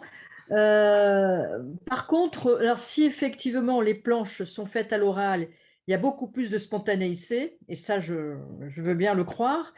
Par contre, la conservation du message. Ça, c'est très intéressant. Alors c'est vrai, moi je suis orite écossais. Les planches Wikipédia, alors là, ok, je partage tout à fait cette opinion et c'est le genre de truc qui m'énerve au plus haut point. Alors il y a 15 pages, on s'endort. Donc, c'est pas intéressant. Donc là, il faut vraiment il faut oublier tout ça. Mais c'est ce qui me gêne, c'est la perte finalement de la quintessence de ce qui est dit. Parce que là, souvent, on peut pas relire la planche. On ne peut pas la relire. Et quand on voit une apprentie qui fait, par exemple, mettons, je sais pas, sur le compas, on peut s'enrichir après en lisant, bon, mais tiens, il y a une autre apprentie qui fait le compas et puis faire des comparaisons non pas malsaines, mais pour voir comment c'est fait. Et on ne peut pas prendre de notes. On ne peut pas prendre de notes quand les gens parlent à l'oral. Non. Non. Même la position qu'on doit avoir chez nous, elle est assez rigide. Là encore. On est rigide. Hein. On est assis, on appelle ça en triple équerre. C'est-à-dire qu'on est assis, oui. les genoux font une équerre, les chevilles font une équerre, et on a les mains sur les genoux. Et en fait, on ne bouge pas. Et chez nous, c'est assez respecté. Hein. Il y a pas il y a des obédiences où c'est pas comme ça. Hein. Mais chez nous, c'est la position participe de la réception de l'écoute. Donc, on ne peut pas écrire. D'abord, on n'a pas de bureau, on n'a pas de… Voilà. La personne qui écrit, c'est le secrétaire, le ou la secrétaire. Et en l'occurrence, pour répondre à la question, il n'y a pas de conservation chez nous. Voilà. On ne conserve pas les travaux et c'est une volonté. Oui, non, mais c'est un choix. Hein. Oui, c'est ça, c'est un choix. Après, il y a même une légende urbaine chez nous que j'ai entendue. Je ne l'ai jamais vu faire et je ne sais pas d'où ça sort. Il y en a même qui disent que, historiquement, le fondateur voulait même qu'on brûle à la fin de l'année, à la Saint-Jean, à la solsticiale, qu'on brûle le livre dit d'architecture, c'est comme ça qu'on l'appelle, le livre d'architecture, c'est là où on garde toutes les traces, on appelle ça, qui sont en fait les PV. Voilà. Et en fait, ces PV-là, en fait, nous, ça dépend du style du secrétaire. Donc, le secrétaire qui a envie de raconter ce qui s'est dit dans la planche, il raconte. Moi, à l'époque où j'étais secrétaire, je sais que je mettais le titre de la planche, point barre, et moi, mes tracés étaient assez courts. Donc, je ne racontais pas. Il y avait quand même et en fait, on garde nos livres d'architecture. Donc, on a un tracé de qui était là, qui n'était pas là, qui sont les loges qui nous visitent. On garde toute ces traces-là, les sujets qui ont été traités, mais on ne garde pas le contenu. Le contenu, il appartient au ici et maintenant. Et on a même la consigne de ne pas raconter ce qui s'est dit en loge à nos propres frères et sœurs de notre loge qui n'étaient pas là ce jour-là. D'accord. Ah oui. Voilà. L'avantage, ça fait des planches plus concises, plus courtes et peut-être où la parole après peut plus circuler. Alors, question de vocabulaire, chez nous à Wata, on ne parle pas de planche. Oui, pardon. Justement, la planche, elle est écrite, Anastasia l'a très bien dit. La planche, c'est une planche. Donc, on parle de travaux. Bon, ça, c'est un terme. Travaux, pardon, oui. Le travaux n'est pas spécifique chez nous. On parle uniquement de travaux et on dit que quelqu'un introduit le travail. Et en fait, la planche, s'il y en a une, elle est collective. C'est qu'à la fin, tout le monde a participé et on a le devoir, chez nous, c'est dit, on a le devoir de parler quand on le peut. Alors, les apprentis n'ont pas le droit de parler en loge, les compagnons et les maîtres peuvent parler. Donc, quand on a la parole, on a le devoir de parler. On doit réfléchir, on doit apporter sa pierre au travail collectif. Mais alors, pardon, quand quelqu'un a présenté donc ce qu'il avait à présenter, est-ce qu'il peut y avoir des questions? Alors, partout ailleurs, oui, souvent, puisqu'ils présentent un peu un thème un peu conférence. Donc, derrière, les gens, les frères et sœurs vont pouvoir poser des questions. Chez nous, non. C'est-à-dire que la personne qui présente son travail, j'ai dit, il est debout, il présente son travail. Quand il a terminé de présenter son travail, il va se rasseoir. Et comme on a dit, la triangulation de la parole. Alors, tout à l'heure, j'ai expliqué qu'on ne pouvait pas se couper puisqu'il y avait tout un système. Anastasia rajoutait le fait qu'une fois qu'on a la parole, effectivement, on ne regarde pas dans les yeux la personne qui a parlé, on regarde dans les yeux le véné. Donc, en fait, chacun vient non pas commenter la pierre qui est amenée avant, mais apporter la sienne. Et on juxtapose. C'est une juxtaposition de pierre. Ce n'est pas forcément très cohérent, ça ne se suit pas forcément. Et après, il n'y a pas besoin de dire à l'autre, je ne suis pas d'accord avec ce que tu dis. Non, tu as dit ta pierre, moi j'amène la mienne. Si je dis l'inverse de toi, tu vas comprendre que je ne suis pas d'accord. Mais on ne va pas se le dire. D'accord. Alors, est-ce qu'il y a d'autres remarques, d'autres apports? Allez-y, soyez, on n'est pas au Watar, donc vous pouvez y aller, vous pouvez poser. Il y a Annie, je crois, qui pose une question, c'est ça? Alors Annie, il faut mettre le micro. Hop là, voilà. Oui, c'est bon. Il y a un gros doigt à l'écran, il n'y avait plus que votre doigt qui apparaissait. Merci Thibaut, c'était vraiment passionnant. Rien. J'ai une question qui concerne la mixité ou la non-mixité. Comment peut-on expliquer que dans certaines loges, il y a un choix de mixité et d'autres, je crois les majoritaires d'ailleurs, il n'y a pas de mixité? Ça, c'est une première question. J'ai une deuxième question qui concerne, vous disiez qu'on vous donnait, on vous confiait un sujet. Alors, qui choisit les sujets? Alors, la question facile, les sujets. J'ai dit qu'il y avait des surveillants de colonne. Donc, le surveillant de colonne, c'est celui qui donne la parole aux gens qui sont sur sa colonne. La colonne, c'est la rangée de chaises ou la rangée de bancs. J'ai dit que sur la colonne du nord, du septentrion, c'était les apprentis, et qu'au sud, au midi, c'était les compagnons. Donc, il y a le surveillant qui a la responsabilité de la formation des apprentis et le surveillant qui a la responsabilité de la formation des compagnons. Chez nous, et partout ailleurs, ce sont les surveillants qui attribuent le thème à l'apprenti ou au compagnon en fonction du surveillant. Et les maîtres, chez nous, c'est le véné qui distribue les thèmes pour les maîtres. Et s'il veut se mettre un sujet, c'est l'avant-dernier véné, en tout cas dans ma loge, c'est l'usage, qui attribue, voilà, moi je suis véné actuellement de ma loge, si je veux avoir un sujet, je me suis mis, par exemple, c'était le cas cette année, j'ai demandé au véné d'avant de m'attribuer le sujet, mais je ne peux pas choisir mon sujet. Ça arrive fois qu'on puisse choisir son sujet au rite opératif de Salomon, c'est quand, j'ai parlé des compagnonnages tout à l'heure, à qui on a décidé de faire des clins d'œil, qui sont sur le plan historique très malhabiles, incohérents, mais il y a des clins d'œil au compagnonnage qui sont faits, et notamment la question du chef-d'œuvre du compagnon. Le compagnon, avant de devenir compagnon fini et de pouvoir enfin accéder à la maîtrise derrière, il doit présenter un chef-d'œuvre. Et il le choisit. Et c'est le seul moment dans la pratique du rite opératif de Salomon qu'on va pouvoir choisir son travail. Sur la mixité, c'est tout simplement est-ce qu'on est un fondamentaliste du texte ou pas? Les premiers textes, les premières constitutions parlent des hommes et expliquent même qu'il faut être un homme libre. Et comme une femme n'est pas un homme à l'époque, n'est pas un homme libre, c'est du littéralisme en fait. Et historiquement, il n'y avait que des hommes. Et la première femme, il faut le dire quand même, il faut la citer, Maria de Rheims. C'est la première. Alors, il y a Élisabeth de Saint-Léger, mais c'est une autre histoire. Mais Maria de Rheims est la première femme qui s'est fait initier dans une loge qui est devenue par essence mixte, qui a du coup été exclue de son obédience à l'époque. Et c'est en France que ça se passe. Et ils vont quitter avec un autre frère, j'ai oublié son nom, Pierre, je ne sais plus comment. Ils vont créer le droit humain.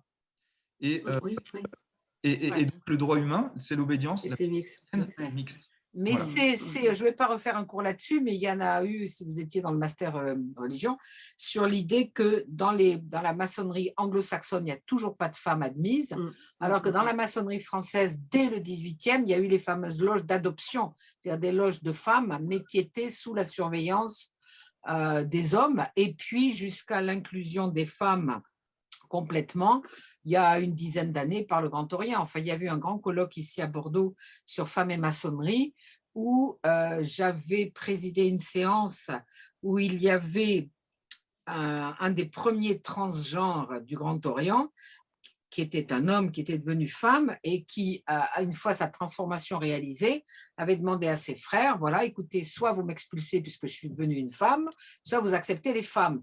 Et justement, le Grand Orient, contrairement à vous, travaillant beaucoup sur les questions sociétales, ayant beaucoup travaillé pour la promotion du mariage pour tous, n'avait pas pu refuser.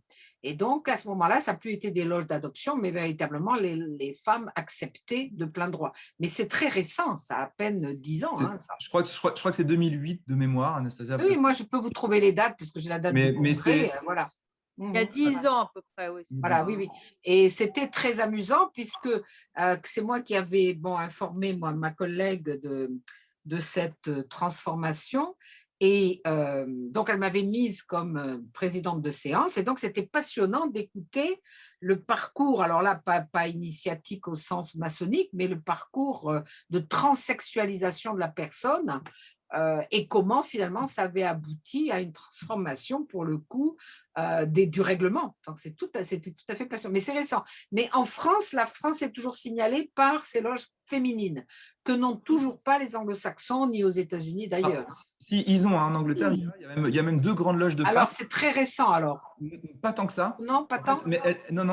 Et par contre, elles sont reconnues selon cette GLUA, donc la grande loge universitaire. Ils disent que le travail qu'elles font, c'est un travail régulier, oui, avec les règles, mais pas leurs règles, puisque c'est des femmes. Oui. Donc, ils ne partagent pas leurs travaux avec elles. D'accord. Donc, c'est ça. Mais ça a été quand même assez long, puisque c'était la spécificité des Français d'avoir très vite permis aux femmes de pouvoir rejoindre ces loges. Hein. De même qu'aux États-Unis, les Noirs n'étaient pas acceptés, ont fondé leur propre loge, etc. Donc la mixité, aussi bien, disons, homme-femme que raciale, n'est pas acceptée. Alors, il y a quelqu'un d'autre, il y a, je crois, Isabelle, qui repose une question. Non, c'était pour dire sur l'histoire des Noirs aux États-Unis. Voilà, d'accord. Voilà. C'est les fameuses loges de Prince Hall, voilà. Mais alors ensuite. Alors on a une question qui a été posée par écrit dans le chat là. D'accord, je ne le lis pas moi, oui. Allez-y. Donc elle a dit Thibaut, pourquoi êtes-vous franc-maçon? Ah oui. Ne peut-on pas progresser spirituellement seul sans rentrer dans ces rites aussi stricts que les religions classiques? Moi, pourquoi je suis franc-maçon? Tout à l'heure, Bernadette a un peu dit en présentant, je suis tombé dedans en me passionnant pour les symboles. Et quand on tape symbole sur Internet, de clic en clic, on tombe très rapidement sur la question des trucs en rapport avec la maçonnerie. Je me suis passionné de ça. Moi, aujourd'hui, je suis un passionné des rituels. Chez moi, j'ai des centaines de rituels de différents rites de différentes années. Je les compare. Voilà, j'adore ça. Donc ça, quand vous dites que vous les avez, ils sont écrits, c'est ça? Des bouquins? Oui, je les ai en version numérique. Mais oui. Et en fait, ça me passionne. Alors ça, je ne saurais pas expliquer pourquoi, mais ça me passionne. Mais au-delà de la maçonnerie, hein, c'est-à-dire que quand j'avais fait, il y avait le dossier des célébrations, quand on fait le master, on doit visiter 6 rites différents dans 6 cultes différents. Et ça m'avait passionné de faire justement de l'analyse un peu de différence, en comparaison, de comparer des rites, des rituels. Qu'est-ce qu'il y a de commun entre une cérémonie à la mosquée et quand je vais chez les catholiques traditionnalistes avec la messe en latin. Donc ça me passionne et je crois que la maçonnerie m'apporte ça. Et est-ce qu'on ne peut pas progresser spirituellement ailleurs? Bien évidemment que si. Moi, je ne fais pas partie du tout de ces maçons. Moi, je n'ai jamais amené quiconque à la maçonnerie, par exemple. J'ai jamais, tous ceux que j'ai amenés aux fameuses galeries, vous savez, ces réunions un peu ouvertes où on invite des gens qui peuvent venir poser leurs questions. C'est comme ça qu'on invite des gens pour qu'ils y rentrent. Moi, j'ai toujours amené des potes qui étaient très curieux de ce que j'allais faire là-dedans. Donc, ils venaient poser leurs questions. Ça venait un peu, je pense, pour certains les rassurer, pour d'autres répondre à leur curiosité. Mais je n'ai jamais proposé à quiconque de venir en maçonnerie parce que je ne crois pas que la maçonnerie soit une voie privilégiée pour progresser, que ce soit intellectuellement, spirituellement ou comme on veut. C'est la mienne. Moi, elle m'apporte une structure, elle m'apporte. Moi, je crois que j'ai besoin de structure. Quand on parle de rites stricts, je crois que j'en ai besoin. C'est ce que je recherchais et c'est ce que pour le coup j'ai trouvé. Voilà. Alors, est-ce qu'il y a encore des questions, des remarques? Non, je pense qu'on a faim, c'est ça, parce qu'il est Moi aussi. moins 10. Ce sont les agapes, hein. Voilà, ça va être les agapes, le travail, le repas après le travail. Chez moi, ce sera moins bon que des agapes, parce que souvent, dans la maçonnerie, on mange bien. Voilà, Ouais, moi, ouais. ça dépend. Covid, c'est Je pense que ça va être un œuf sur le plat. Oui, voilà. Mais en tout cas, je voudrais remercier Thibaut. Vraiment, c'était passionnant. Vous n'avez pas parlé trop vite, donc c'est très bien. Vous avez Ah. vous entraîné. Et remercier tout le monde parce qu'on a été 28, donc il y a toujours un grand attrait. Isabelle applaudit, il y avait aussi Chantal Gauthier qui avait applaudi tout à l'heure. Il y a pas mal de gens qui mettent le petit signe bravo, mais c'est très très très bien. Alors il y a quelqu'un, merci à vous deux, ça c'est Brigitte qui dit ça. Brigitte, oui très bien. Et écoutez, on se retrouve et je pense que ça sera très intéressant aussi avec Madame Cocula, que beaucoup d'entre vous, je pense, connaissent, qui est une conférencière absolument extraordinaire. Alors, elle va jouer le jeu où je lui pose des questions, mais je pense qu'elle va filer sans que je lui pose des questions. Hein. Mais non, mais je crois qu'elle va jouer le jeu, puisqu'elle a bien compris le principe de l'entretien, qui est que je n'ai pas voulu qu'on fasse des conférences ou des cours, parce que je trouve que c'est plus sympa comme ça, même si parfois ça peut couper l'élan, mais en fait, plus ou moins tout le monde joue bien le jeu. Très bien. Donc, je remercie tout le monde et puis on se voit bientôt. Il y a Nathan aussi, il y a Bouchra qui dit merci beaucoup, c'était très intéressant. Alors, attendez, je regarde. En général, je ne regarde pas les discussions parce que je ne peux pas tout faire. Ça, c'est Ambre qui remercie Thibaut.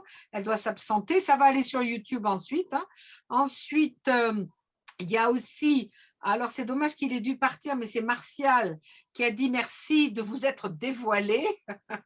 Voilà, qui parle à Thibaut. Ce n'est pas un souci à Ouattara, c'est notre fonctionnement. Voilà, mais c'est bon, voilà, j'en dirais pas. Alors, Tania qui dit merci, je dois vous laisser. Voilà, il y a tout le monde qui dit merci, c'était très intéressant. Voilà, Ada aussi, au fin fond du Qatar. Voilà.